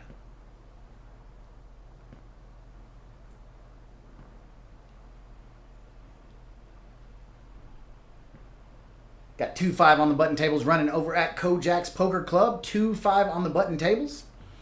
If you like your odds at 5 on the button, one of the most juiciest games around is at Kojak's Poker Club, Midland, Texas. 3205 West Cuthbert Drive, Suite B9, excuse me. If you'd like to give us a call and get up on that waiting list, 349-2047 will get you on our waiting list, or you can check in at Poker Atlas. Kojak's Poker Club. Joining me in the booth, about to take over for a few minutes, is Mr. Chris Gwynn. You've seen a lot of action out there, haven't you already? Oh my gosh. Mr. George running hot, isn't he? He sure is. He calls 5 right here with Clyde Hinton's favorite hand, 7-4. Looks like he might get re-raised by Robert to 20. Billy's got $50 sitting out there, so he did a blind $50 bet. He likes to get it going. So we're Queen Jack versus 10-8. Queen hits top pair. 10-8 is not dead. There's still some backdoor draws. Billy's going to lead out with $25. Robert's going to make the call. Robert's sitting in some pretty position, especially with that. However, that's a bad card for Robert. That does hit him with 2 pair, but that gets Billy almost there. He's looking for a 9. It's also a hard card to call with. 3 spades. 3 spades on the board. board. 3 spades on the board. Billy could steal this pot from Robert that's a bad card. Oh, Robert is going to... If Robert leads out in bet, he's going to win it. But if he checks, Billy's going to... Billy says all Billy in. Went all in. Ooh, put the pressure on. I like to see this. Robert's the type of player that can put together the stories. He is going to put together the story from the main street. He knows Billy was raising blind to 50. So he can have any 2 cards and represent anything.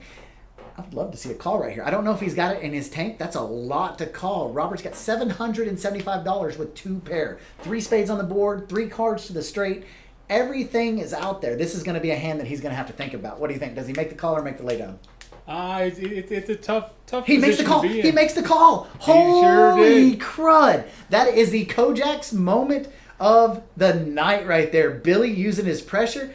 He put Robert all in with 10 high on a board that was incredibly tough to call. Absolutely, incredibly tough to call. And Robert has been just almost hemorrhaging chips for a while, and it's as a player, when you get into that kind of a situation, you might start getting a little shy about putting some chips in. And that's what I guarantee you, Billy's the caliber of player that knows where he's shy, and he knew he could get away with it right there. Yeah. Just knowing you can't bluff bad players, but you can bluff good players. And Robert's just a good enough player where you can make a bluff on him like that. But he went back to the pre-flop, and I guarantee you he put together the story of he's blind betting 50, he's betting on the flop, he's betting on the turn, and now he's pushing all in on the river. He put the story together saying, hey, if he's got ace 10, I'm going to pay him off. That's kind of the way it goes. Oh, well, I'll turn it over to you and let you get it started for a minute. Alrighty. If you're out and about looking for some card games today, Mr. Chris Gwynn has some brisket up here that he might let you have a piece of. Master Chef. You might want to make it quick, though, because it's almost gone.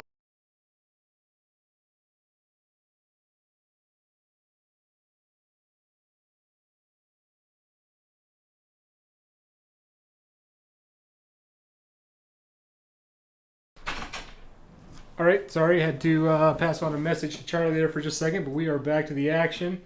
We've got Billy looking at ace 8. Kobe bet 50 with ace king. Pretty standard stuff. The ace 8 might be a little bit of a loose call, but Billy is well good enough to be able to play that card later.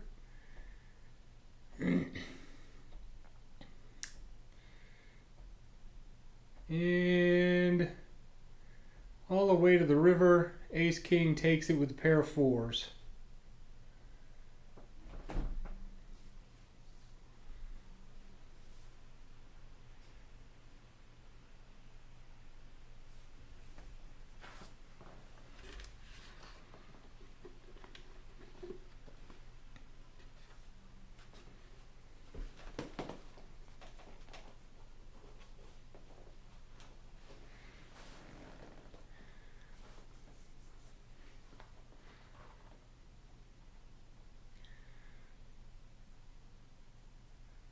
Josh was in his seat for Jack 10. That might have been a hand that he'd be interested in seeing. We fold around to Robert with pocket sixes. He makes the call. Billy raises with 7 deuce offsuit. Not a standard position to be in, but we'll see what happens. He hits his 7 to take the lead. Robert obviously is not super excited about this flop, but at the same time, it's a pretty easy flop to get away from.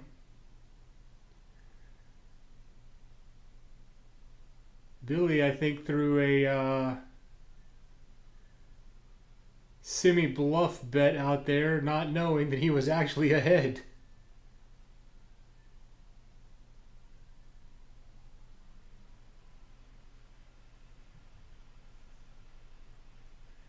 Oh, Billy may have suspected he was ahead there, actually.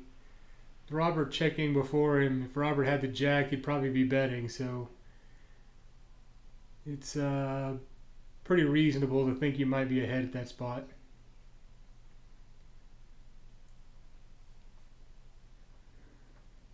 Jeremy raises to 30 with King 10. We got fold. We got Robert folding ace 3 suited. Billy with jack 2 suited. $30 to make the call, and he's going to do that. Kobe gets out of the way with queen 8. George with ace 10. That's a call. Josh folds his 9-8 off. And we're going to see a flop. Queen 5 deuce. That actually puts Billy in the lead with his pair of 2s. Jeremy's going to continuation bet. Billy's got a pair. He's going to see what happens. He's also got the backdoor flush draw.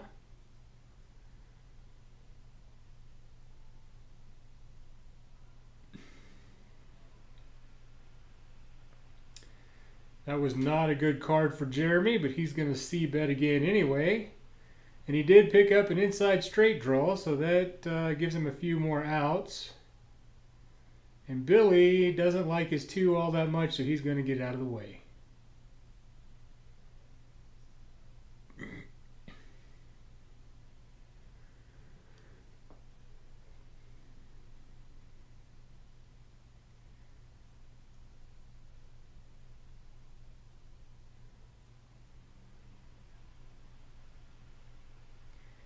Say that 2 of the most important factors in No Limit Hold'em are position and aggression.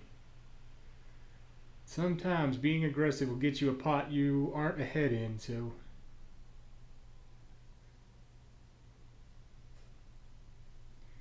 Jeremy looks down at Jack 7 offsuit, puts it down.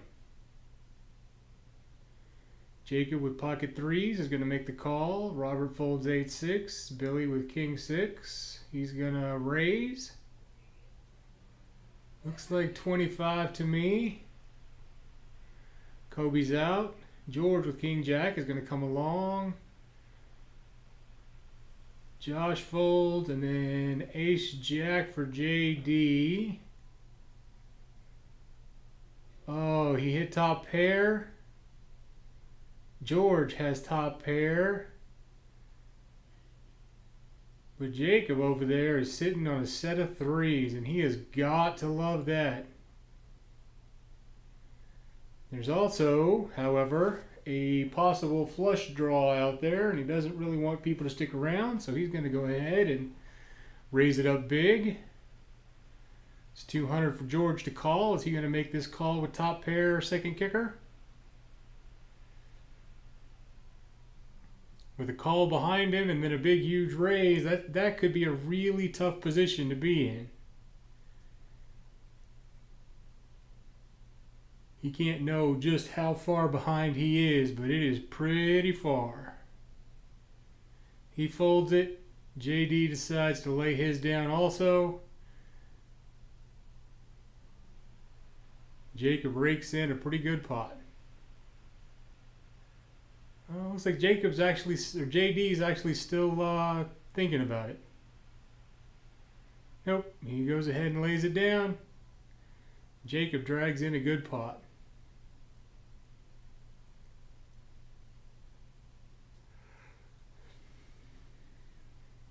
You can see the lovely Lee there in the background. She is our new massage therapist.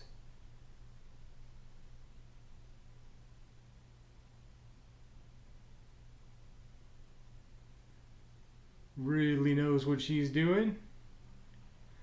Does a really great job keeping the players loose, at least physically, if not in gameplay.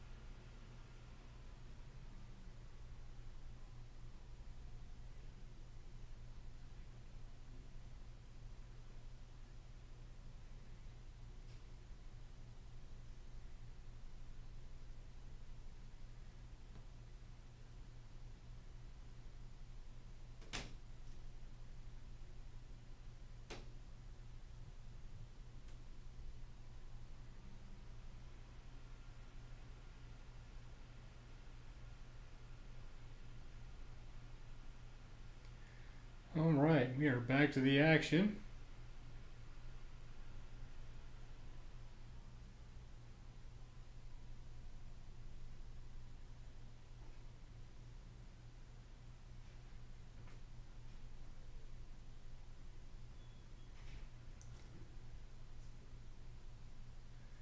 Billy raises with the 5-3 of hearts. George 3 bets with ace king.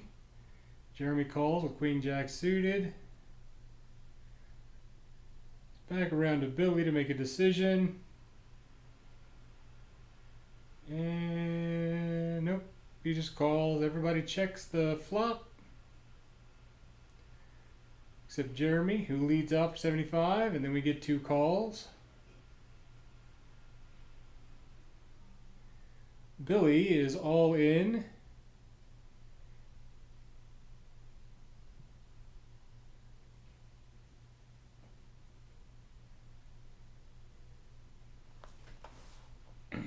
He's got second low pair with an inside straight draw. But he doesn't really think Jeremy has anything at all, so he's going to go ahead and shove it all in. Make Jeremy make a big decision for his whole stack. Jeremy says, thanks, but no, I'm out.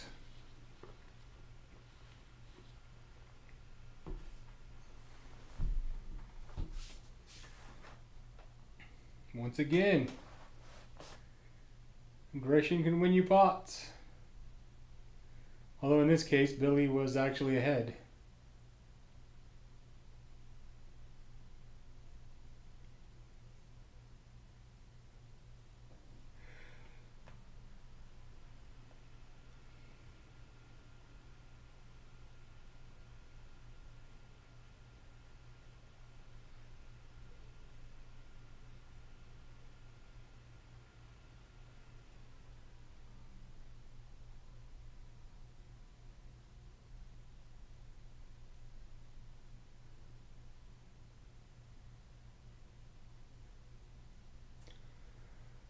This hand, we've got Kobe in with ace-10 suited, and George also making the call with queen-jack suited. Jacob comes along with queen-7 suited. Jack is actually in the lead at the moment.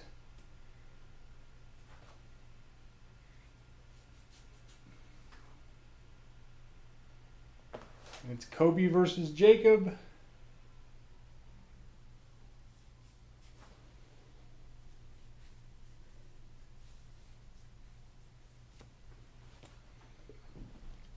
They check it down on the river, and ace-10 takes the pot.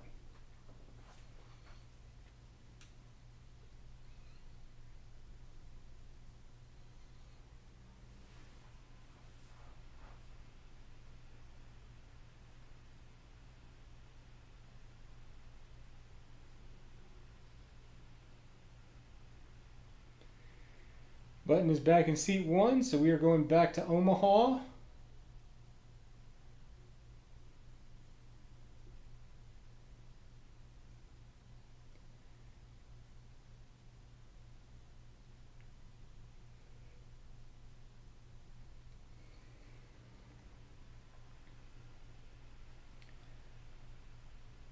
Looks like Billy probably straddled there with Kobe coming along, George coming along, Josh and JD getting out of the way. Jeremy's going to make the call, Jacob's going to make the call, Robert's going to make the call, and now it's back to Billy with his option to figure out what to do with all the money that's on the table.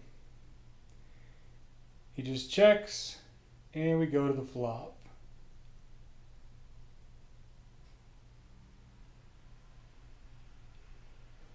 Jacob is in the lead with 2 pair.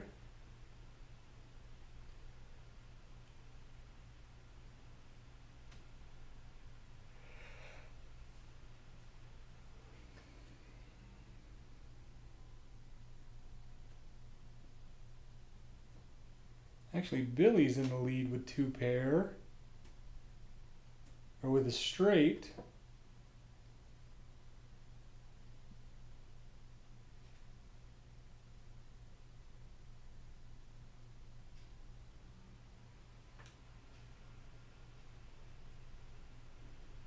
Kobe took the lead with the full house.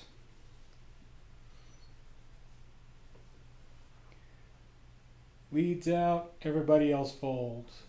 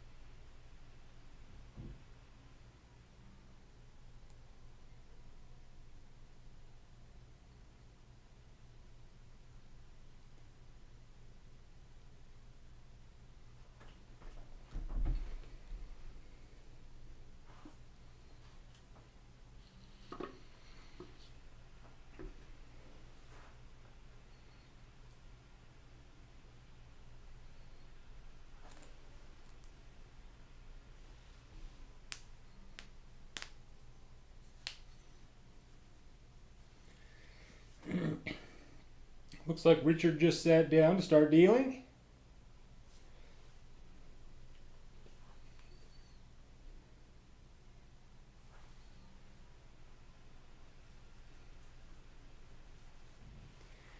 Kobe folds, George calls, JD and Josh are out. Don't have Jeremy's cards yet, but it looks like he's putting together a raise. He goes to 20. Jacob makes the call at 20 with pocket aces. Oh, Jeremy's got the pocket kings, queen 7. Jacob has aces and jacks. And he actually raises to 70. Billy with king, queen, 9, 4. Single suited. It is 65 to call for him, so he makes the call. We're back around to Jeremy.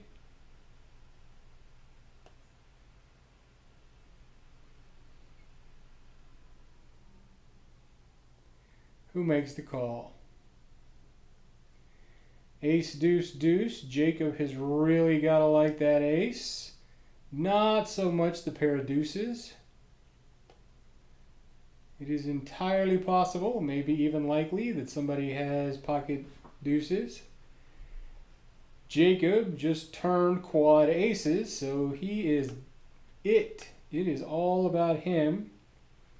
Now he's really hoping somebody has a deuce, but nobody does.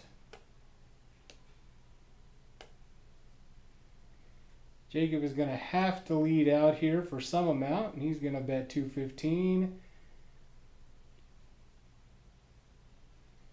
Jeremy is trying to decide, does he have a deuce or an ace? If not, then the kings could be good.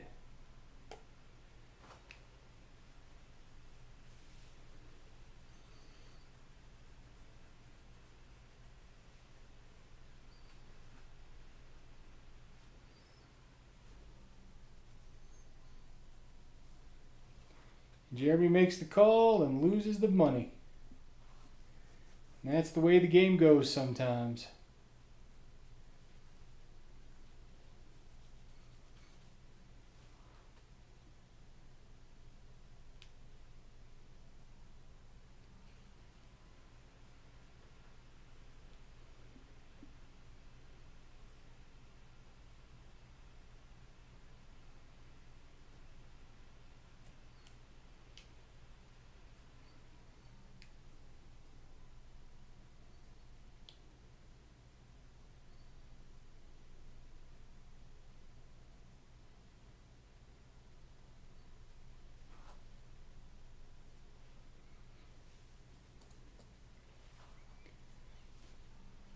Looks like we have a straddle from George.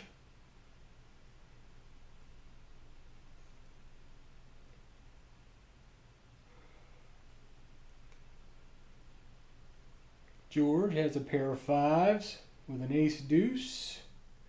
Single suited. Not too bad of a start. A little lower than you might like, especially for your pair, but Josh folds, JD folds. Jeremy with ace king 9-8 is probably going to be playing this hand. He's going to raise it to 35.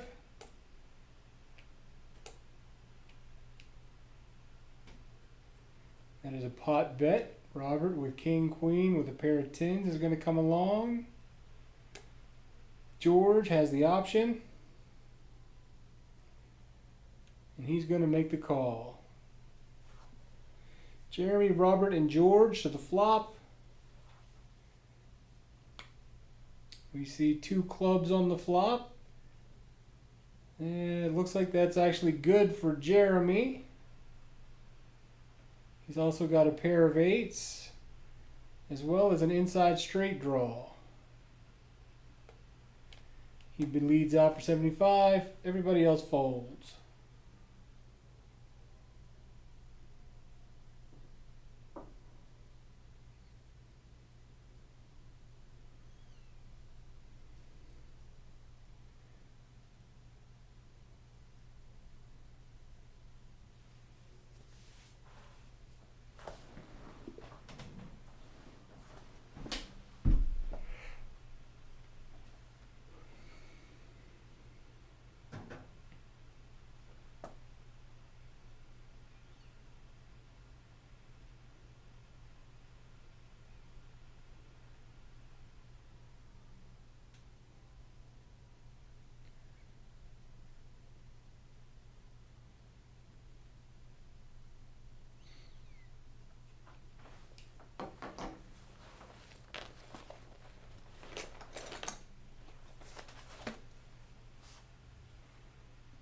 Alright, we fold around to Jeremy, who's going to come along with queen jack 10 deuce.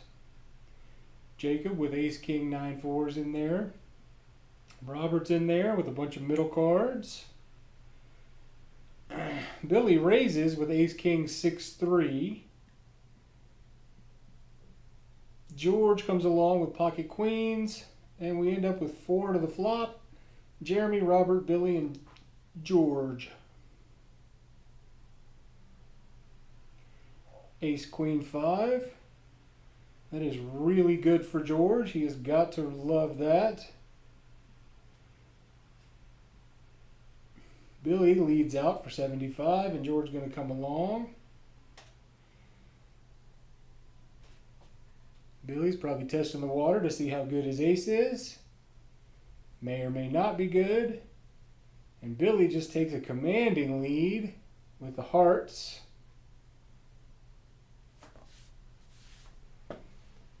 George cannot like that third heart. Checks around. And the 5 gives George a full house. Once again, he's got to be pretty excited about that.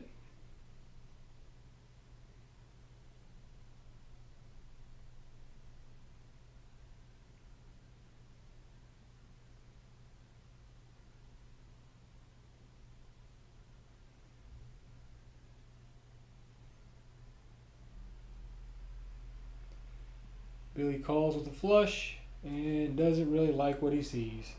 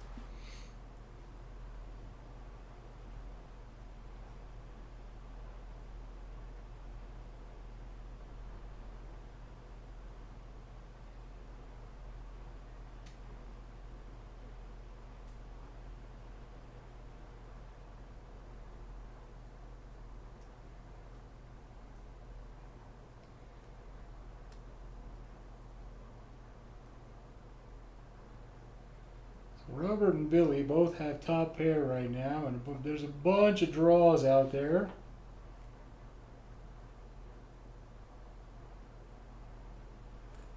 Clubs gives Roberts the check with the flush.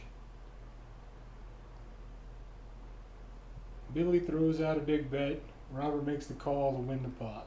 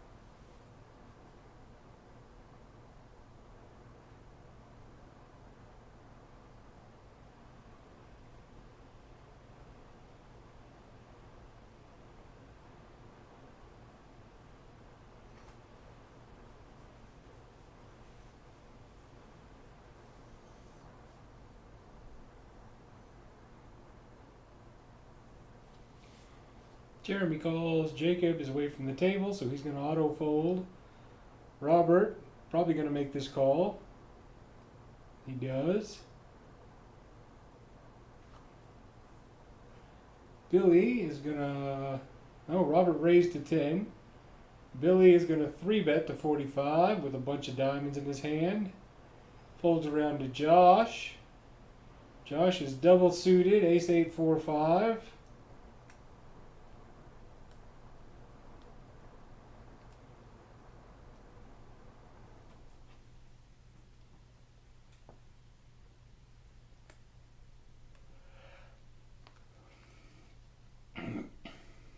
Got 4 players to the flop.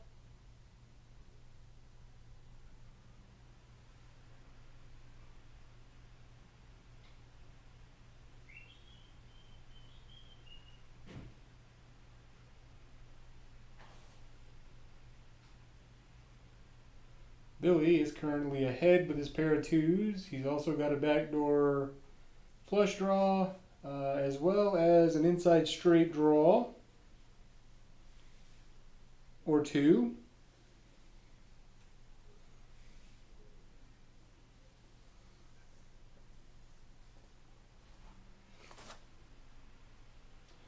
He's going to lead out for 185 and get 1 caller. Jeremy's going to come along with him with top pair. And Jeremy, well, I guess he already had the inside straight draw to the 6, so that ace didn't really change anything for him. But it did open the door for Billy's flush. He's not there yet. He needs 1 more diamond, but that opened up that back door.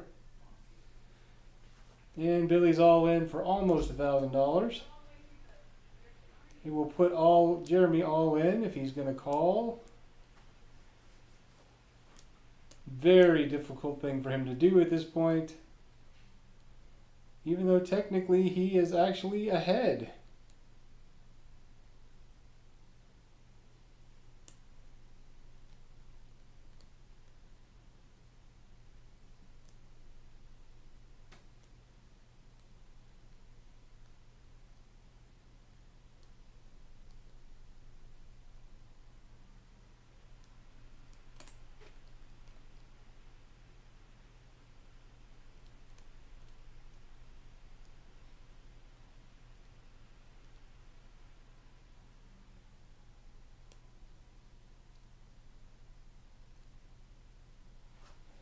I can't imagine Jeremy ever would have thought that he actually had the best chance to win that pot.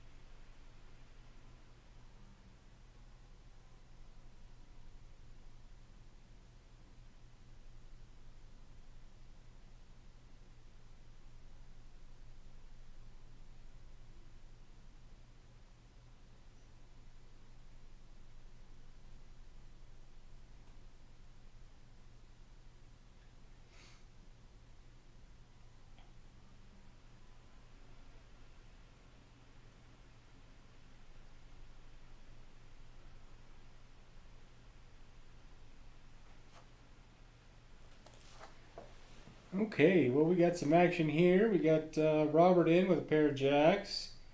Billy raises with a pair of 10s, ace, king, single suited. George comes along, and I'm not really sure what he's thinking, but maybe he feels like he's connected enough that it makes sense. Josh with ace, king, queen, 8 is going to come along. Jeremy, Jacks, Queen 10, single suited. That's a decent place to be for start.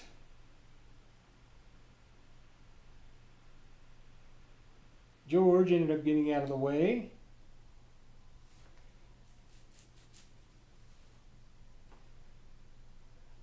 So those Jeremy, we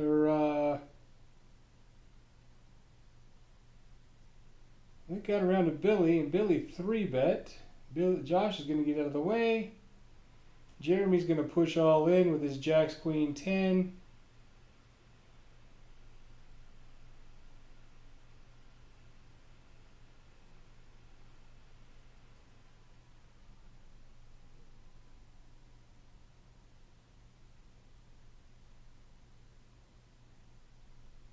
Billy's going to come along for the ride.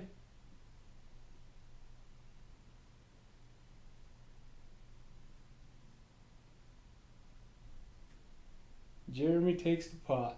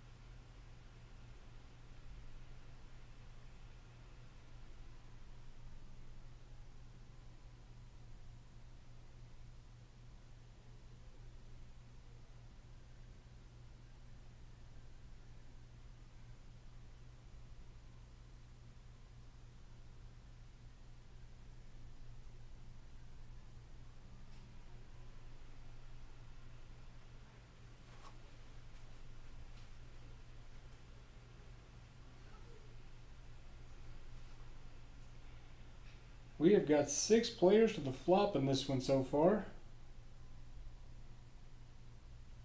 Ace 5 deuce. Currently, Jeremy's out in the lead with his aces. But there's a lot of opportunity for just about everybody to win this pot.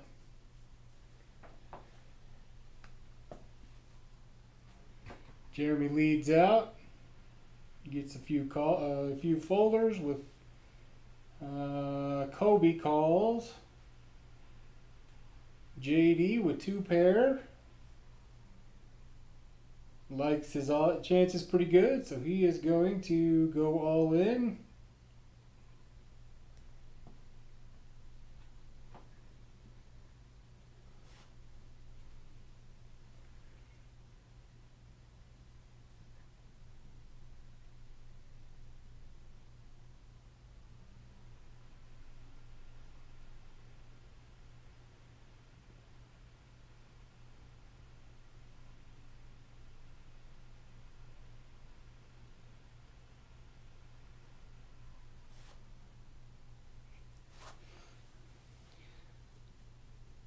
suspect that JD does not know that he had the worst hand of the three opponents he's up against. Jeremy makes the call. Kobe doesn't like where he's sitting, so he's going to lay it down.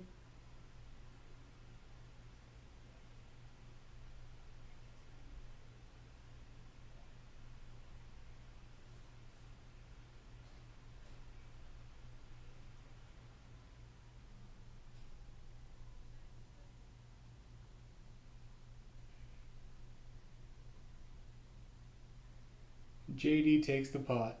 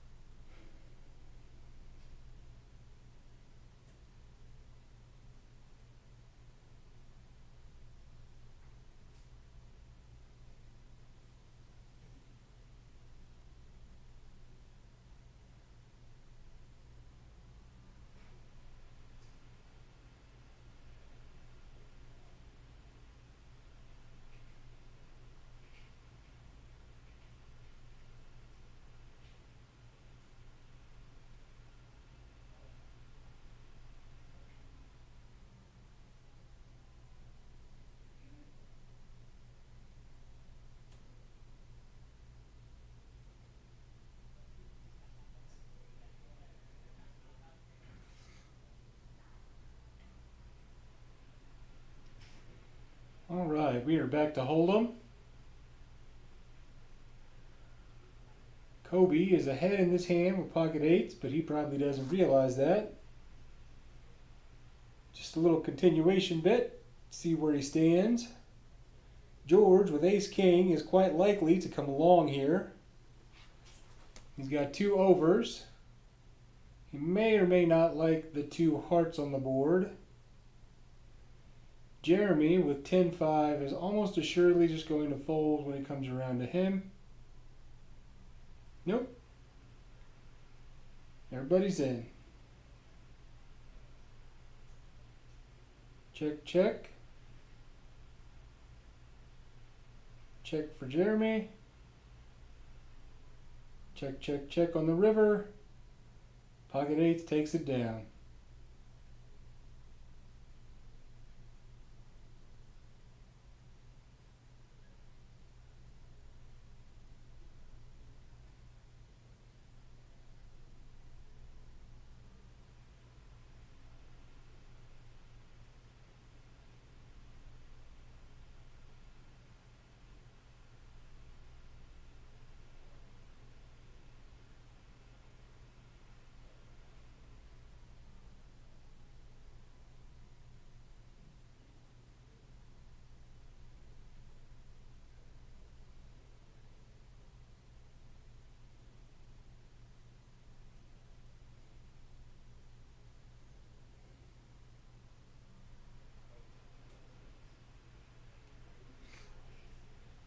George calls with ace jack. Folds around to JD, who folds queen 6. Jeremy's out with the 10 deuce. Robert folds 5 deuce. Kobe raises with 9-7.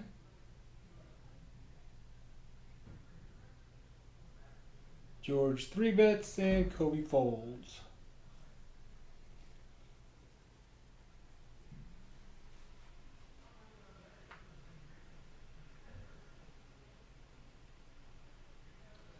So I think that was probably a straddled pot.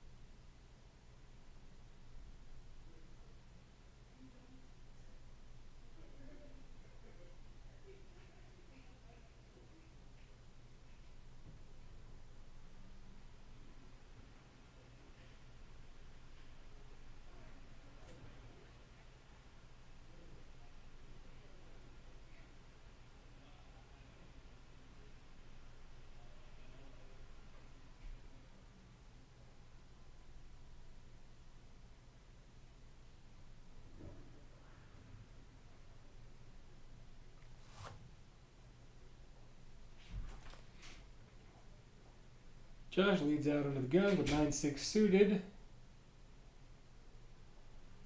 Folds around to George on the button. He makes the call with 4-2. George actually flops bottom pair and loses the lead to the 9.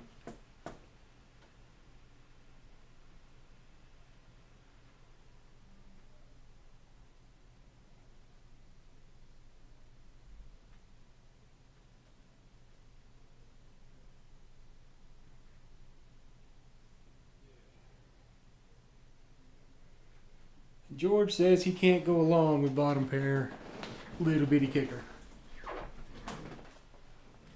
Especially with a possible straight on the board.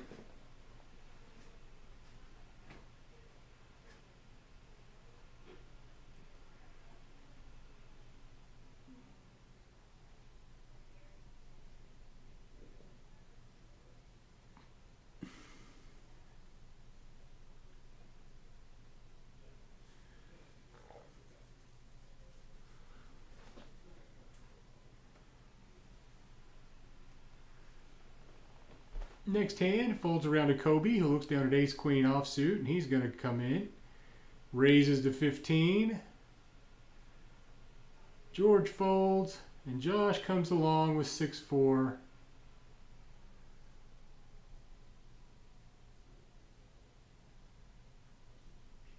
Flop is ace king 5. Kobe flop top pair with a pretty strong kicker. That is not going to get Kobe to fold at any point.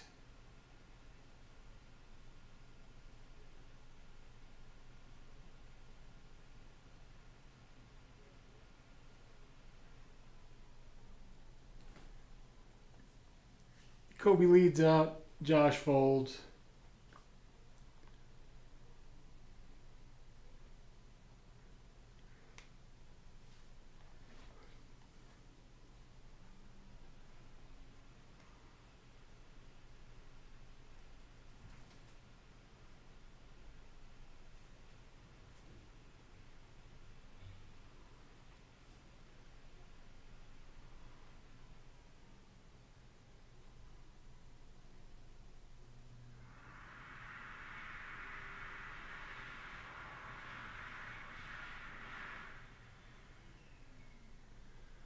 Looks like we've got some shuffling at the table going on. Jacob appears to have left, and JD moved over to take his spot. We have a new player coming in JD's old spot.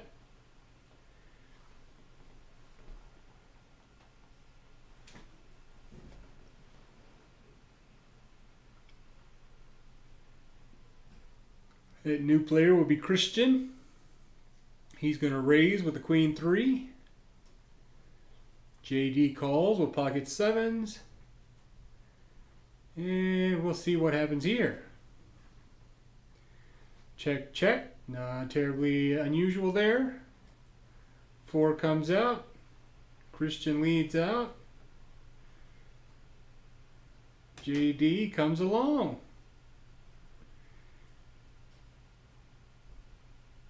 Nine comes along. That gives JD 9s and 7s.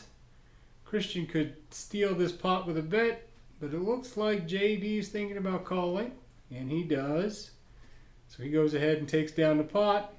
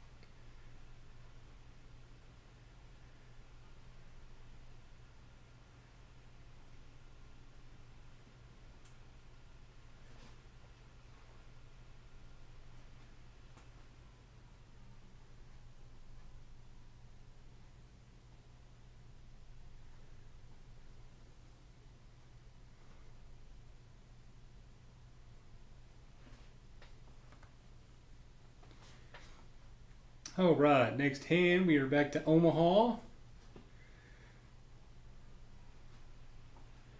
Looks like we've got 5 players going to the flop. 8, 8, 10. Jeremy with the 8 has got to like the 8s.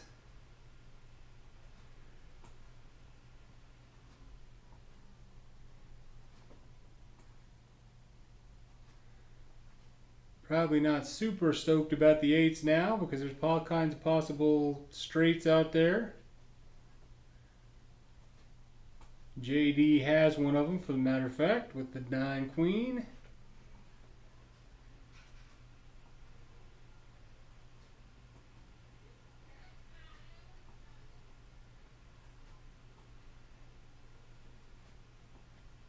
JD's going to lead out. It's going to fold around to Jeremy leads out. It's going to fold around to JD.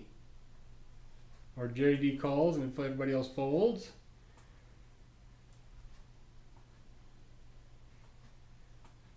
Jeremy leads out for 150 and JD has a decision to make. Does he think that Jeremy has the Queen King? Does he think that he's holding maybe a full house? Tough place. JD makes the laydown.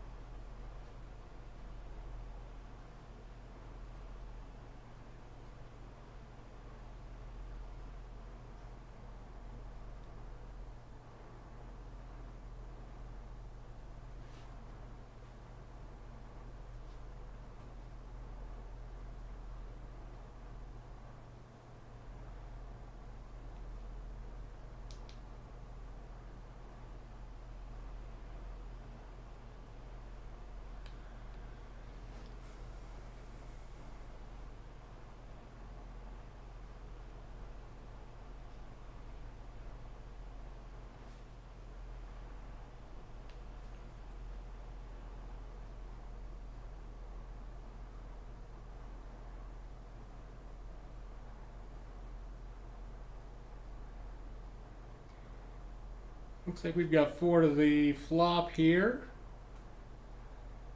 Flop comes, 2 10s and a king. Currently, that puts Robert ahead with his pair of queens. A little surprising that nobody has a king. Or a 10 for that matter.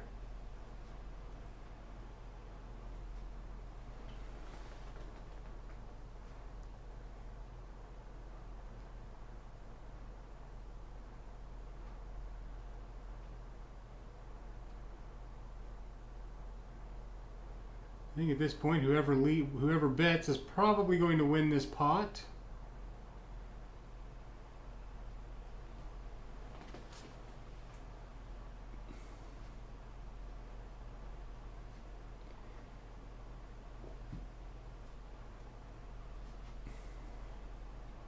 Turns out that's Kobe that's going to make the bet. George folds. Jeremy folds. Robert with his pocket queens has a decision to make.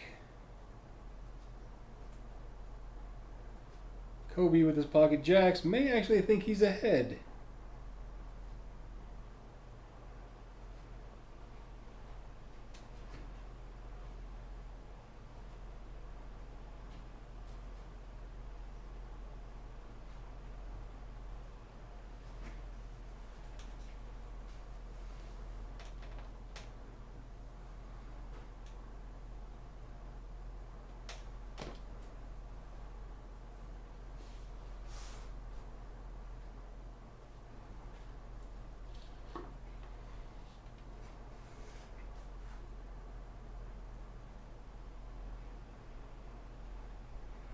Robert made the call and is now stacking his chips.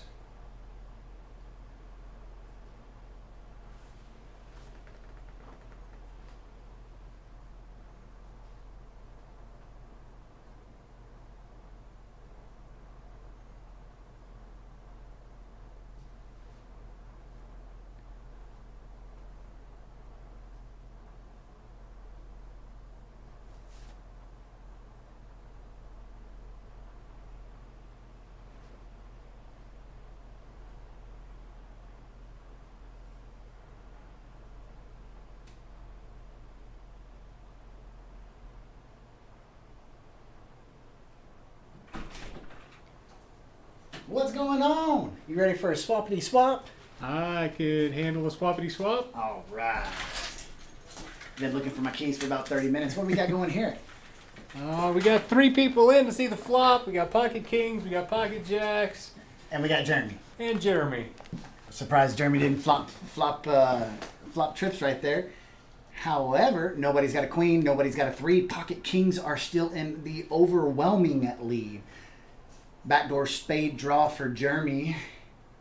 And that's about all the draws that are in there.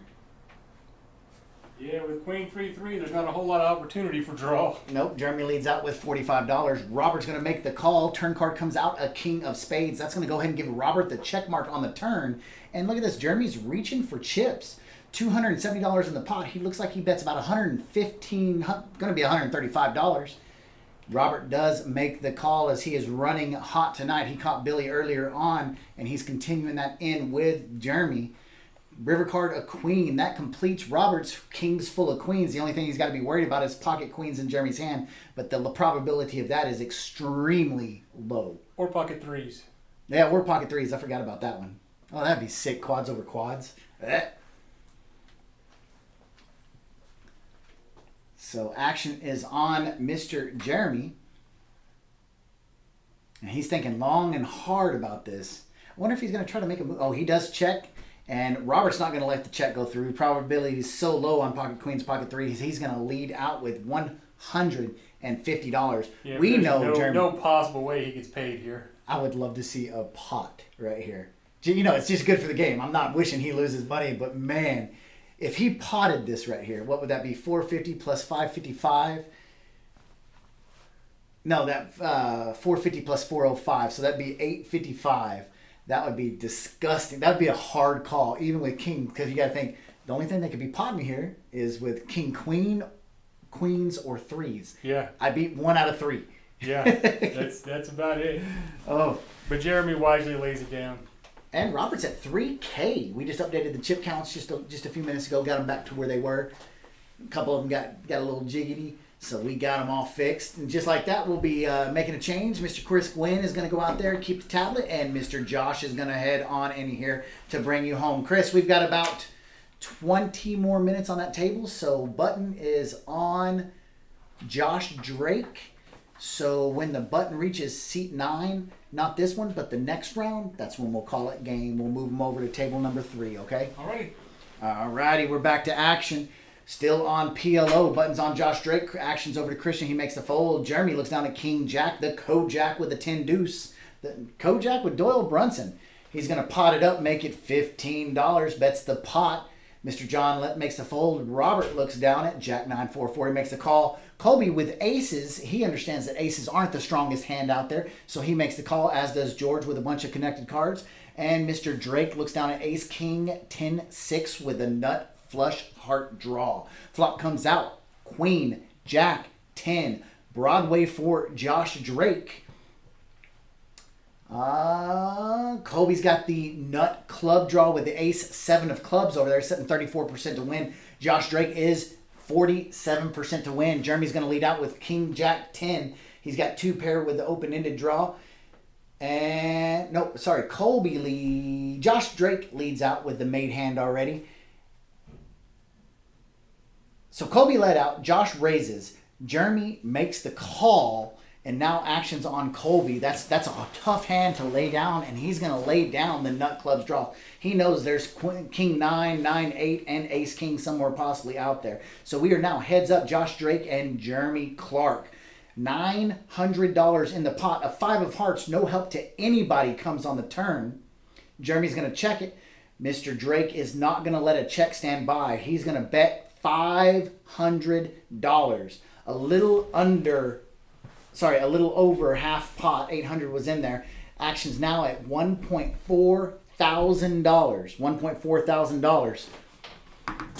Jeremy's got a good hand, but can he call?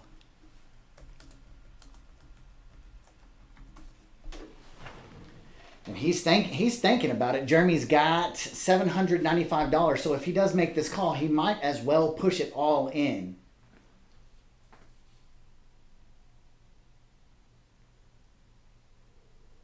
You see on his stats right there, he's only 8% to win. That means he's not dead though. He's looking for an ace, a jack, or a 10. But is it worth $500? That's 5/7 of his stack, 5/8 of his stack if you want to be close.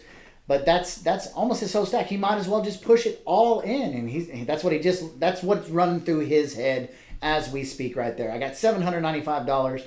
Seat number 6 just pushed 500 in there. I know he's got a made hand. Good thing Mr. Colby folded that, because he would not have hit the club on the turn.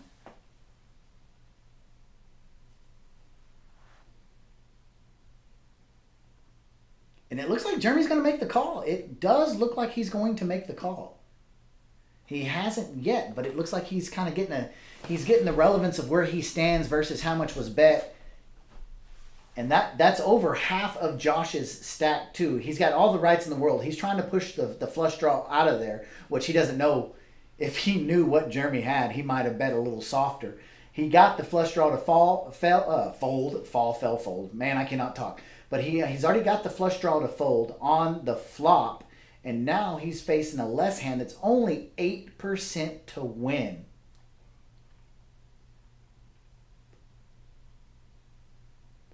And Jeremy does let it go.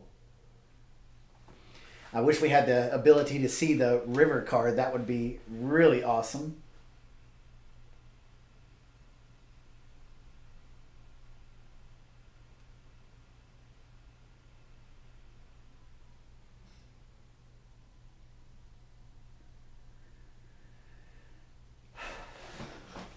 And just like that, we're moving on to the next hand. Let's look at the action tracker and see where we're standing. Mr. Roberts up $2,185. Kobe's up $280. Josh up $165. Christian's down $90.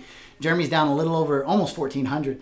And JD is up $30. A win's a win. So we're moving on over to the next hand chip count. That's what I just gave you. Robert in seat 1 is at $3,000. Joining me in the booth is Mr. Dent, soon to be Daddy Dent. Waiting on it any day now. We actually had a close call the other day. Went to the hospital for about 3 hours. Progressing, but not enough for them to keep us. So I'm literally just waiting on that phone call. As soon as I get that phone call, He gone. I'm gone. He gone.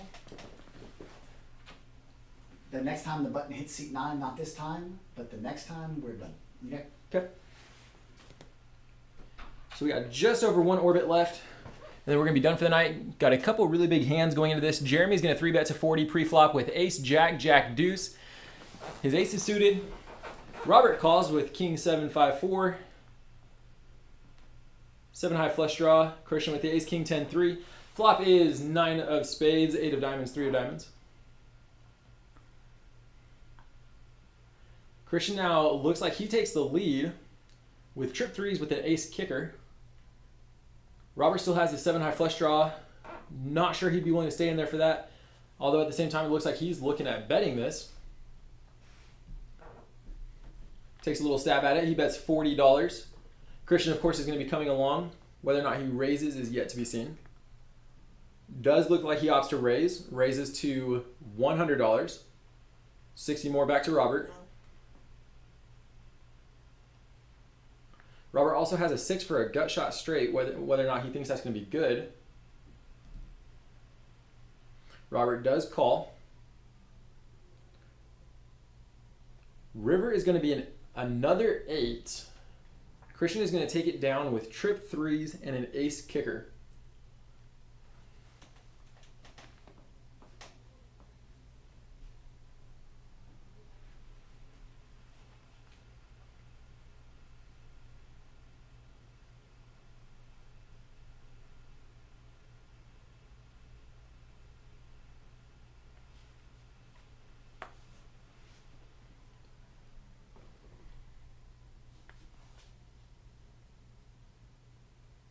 Just spent a little time over there running the tablet. Got to talk to the players. They're having a good time. Robert's having a good time. He's been put in some scary spots, facing some big bets and contemplating whether or not to call or not. Made some pretty good calls.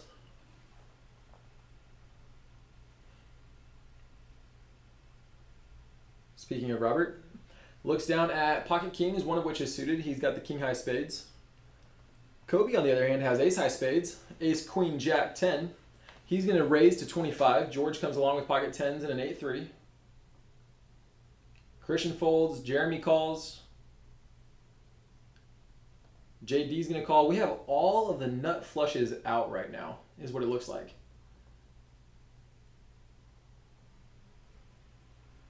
Except the diamonds. We don't have nut diamonds. Flop is going to come queen of hearts, 3 of hearts, 7 of diamonds. JD sitting at 47% to win this with the nut high heart draw. Checks to Kobe, who leads out for 125 with top pair, top kicker. JD calls. Robert, wondering if his overpair is good. And he's good for the moment, but if you notice, he's also sitting at 21%. So through turn and river, he is in 3rd place, but he does have the overpair.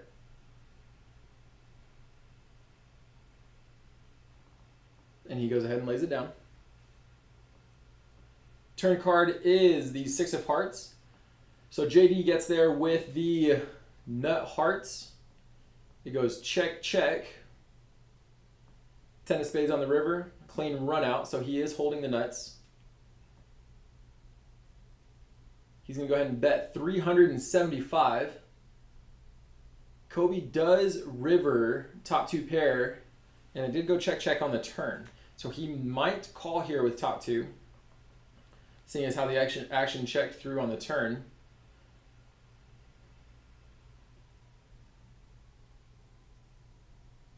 And he folds. It's a good laydown. He'll go back and see that here in a little bit.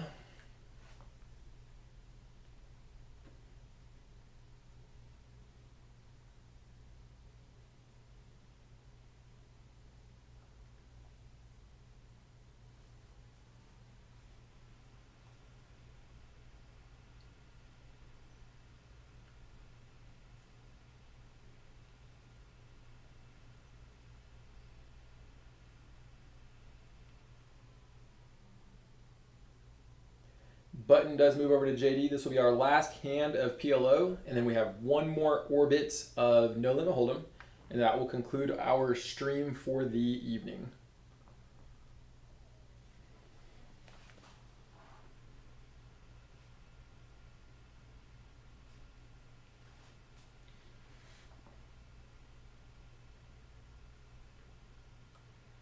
Robert and Kobe are both going to call.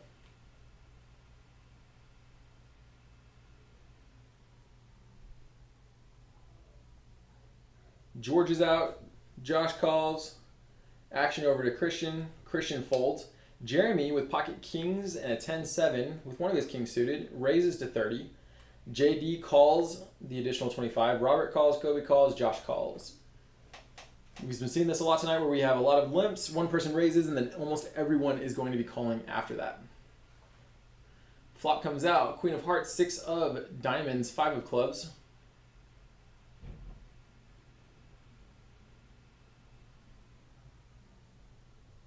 Action checks over to Jeremy, who's going to continue with his $150 bet. Colby's wondering what he could possibly hit. 7 for a straight. He goes ahead and folds. Josh looking down at top pair. He also has a pair of jacks in his hand. So another jack gives him a set of jacks. Playing queen jack at the moment. Lays it down. Jeremy picks up the pot.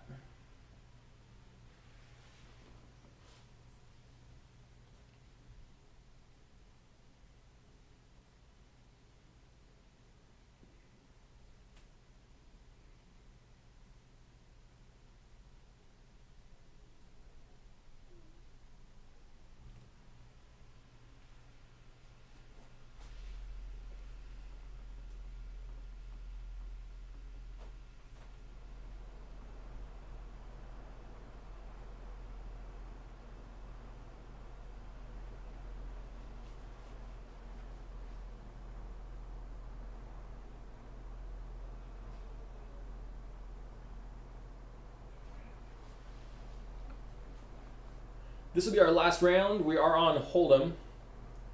George calls. Josh with the ace-10 offsuit raises to 15. Christian likes it. Jeremy calls. JD calls. Robert's going to call with his 10-4 suited.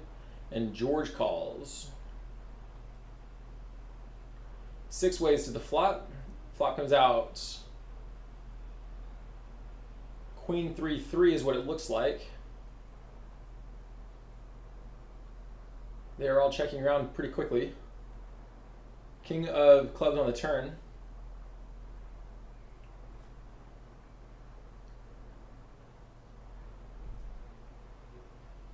The action tracker is trying to pick that up. Chris is working to catch that. It looks like we have the queen of hearts, 3 of hearts, 3 of diamonds, king of clubs. No one is holding a 3 in their hand. So Jeremy has kings and 3s with a queen. JD flopped queens and 3s. Action does check around to Jeremy on the turn, who leads out for 45, gets 1 caller. Robert had the flush draw, continued. Jeremy's going to go ahead and take it down with kings and 3s with a queen kicker. Updated chip counts. These players are most likely going to move over to a 5 on the button table after the stream. They always keep the action going well past when we close the stream off. And sometimes that is when the action actually intensifies and you see people put more and more into play.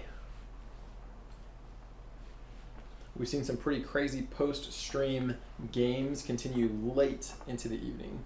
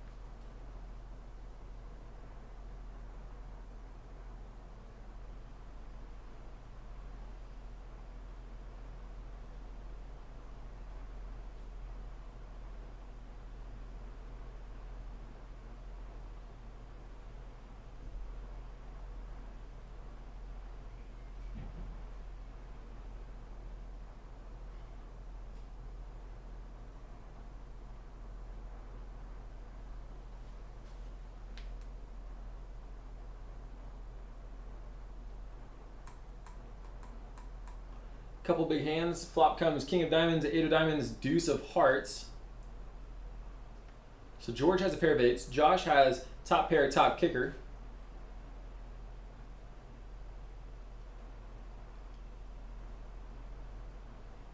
However, George turns 2 pair. River doesn't improve Josh. Actually, it does improve Josh. So he gets lucky on the river with that deuce, the board pair. So now he has the top and bottom versus George, who had 7-8. So they go check on the turn when George makes his 2 pair. And that ends up hurting him on the river when Josh makes kings and deuces with an ace kicker. So Josh is going to pick up 170 on that pot. His stack is going to increase to approximately 2.1 thousand.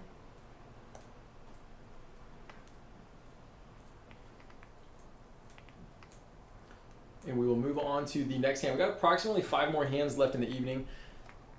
Do appreciate all y'all watching. Once again, commentating is not necessarily my strong suit. The players at the table were asking if I prefer commentating or running the tablet. I'm a talker. I can talk to people. Talking to a screen, something I can definitely improve on. So feel free to throw any improvement suggestions out there. I sometimes listen.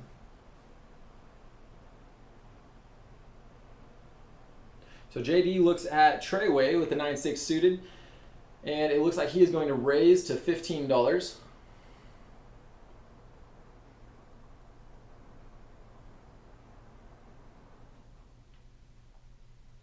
Robert is going to fold. George has king 7 suited and calls. Flop is king of clubs, queen of spades, 3 of spades, and deuce of clubs as well. Action tracker is trying to catch up a little bit. 5 of spades on the river. George has the check mark with the pair of kings. JD, however, bets 90 into it. So it's up to George debating whether or not he's going to call or not. George does call, wants to see what JD's playing first before he shows. Ends up showing the king 7 suited, takes down the pot, and on we go.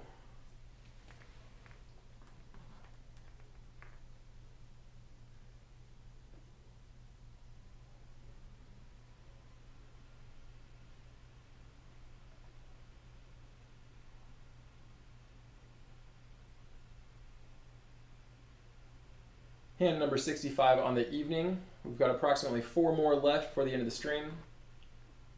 Players are having a good time. You see them laughing, interacting, talking to each other. For the most part, a very friendly table, but they are not afraid to gamble. Christian lays his hand down. Jeremy wakes up with pocket 10s, and so he raises to 30. Gets a good couple folds around to George. George has pocket 8s. He's going to be set money, so he continues and calls for 30. Josh with ace 4 suited calls as well, so 3 players to the flop. Flop comes out, ace 4 5, 2 diamonds, 1 heart. Josh flops the best of it with 2 pair. Jeremy wants to continue though, kind of find out exactly where he's at. He bets $60. Very unlikely that one of these players would be having deuce 3 in this spot. George calls the 60 over to Josh now. Josh is going to raise. Looks like Josh raises to 200. Puts the action back over to Jeremy. Jeremy's going to call the 200.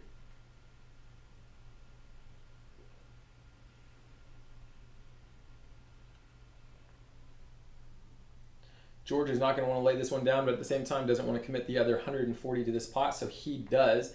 He folds, and now we are heads up to the turn, which brings the 6 of diamonds. Jeremy now has a diamond draw. Does not get there on the river. 6 of spades. He goes check on the river, and Josh picks it up with aces and 6s, playing the 5 as a kicker.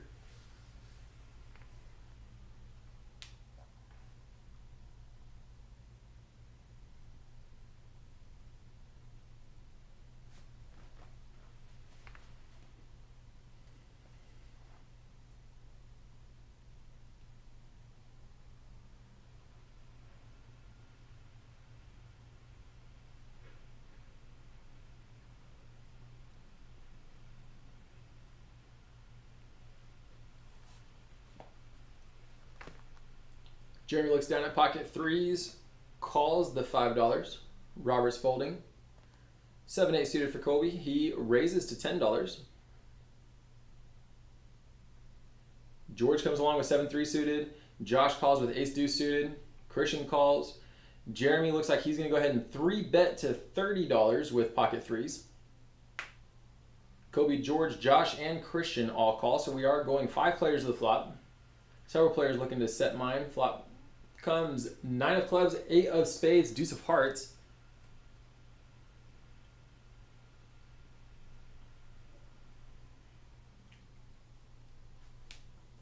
Kobe leads out for 50 with 8-7.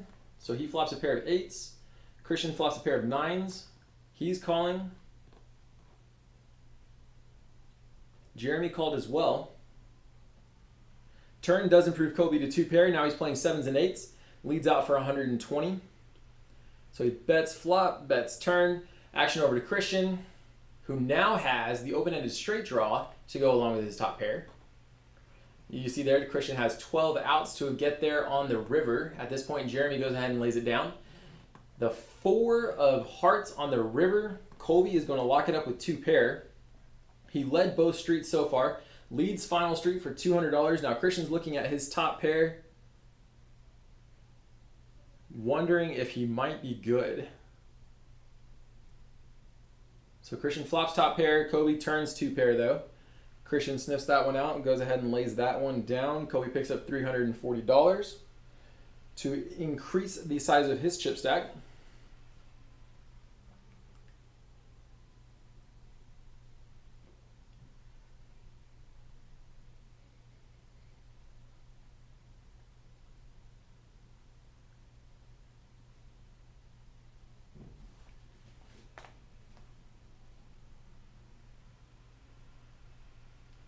And we are on our second to last hand of the evening.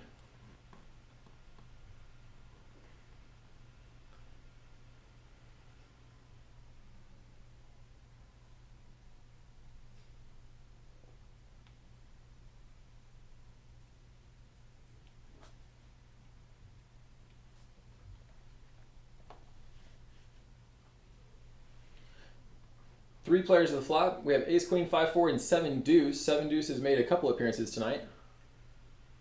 Flop comes out 10 of hearts, 8 of diamonds, 9 of clubs. So Jeremy actually flops the open-ended here. George has 2 overs and a backdoor flush draw. Christian's looking for a little bit of help. Jeremy is going to bet his open-ended straight draw. So now Jeremy has improved to 1 pair. So he has a pair of 7s. George, however, has the flush draw at this point. Jeremy bet 50. George calls. It's going to go check, check on the river because now Jeremy has showdown value with his 2 pairs, 7s and 8s with the 10 playing, and decides to check it. George does not improve, so he checks behind, and Jeremy is going to pick up the pot. So this is going to be our last hand of the night before we move over to another table. Quick little reminder, we have our Summer Series mini main coming up. It's a 100,000 guarantee for the main event. It's going to start Monday, August 9th, and it's going to run through Sunday, August 15th. Of the tournaments that we are offering, we have a round of each tournament is going to lead it off. A PLO tournament, we have a Big O event, a no limit Hold'em high roller event.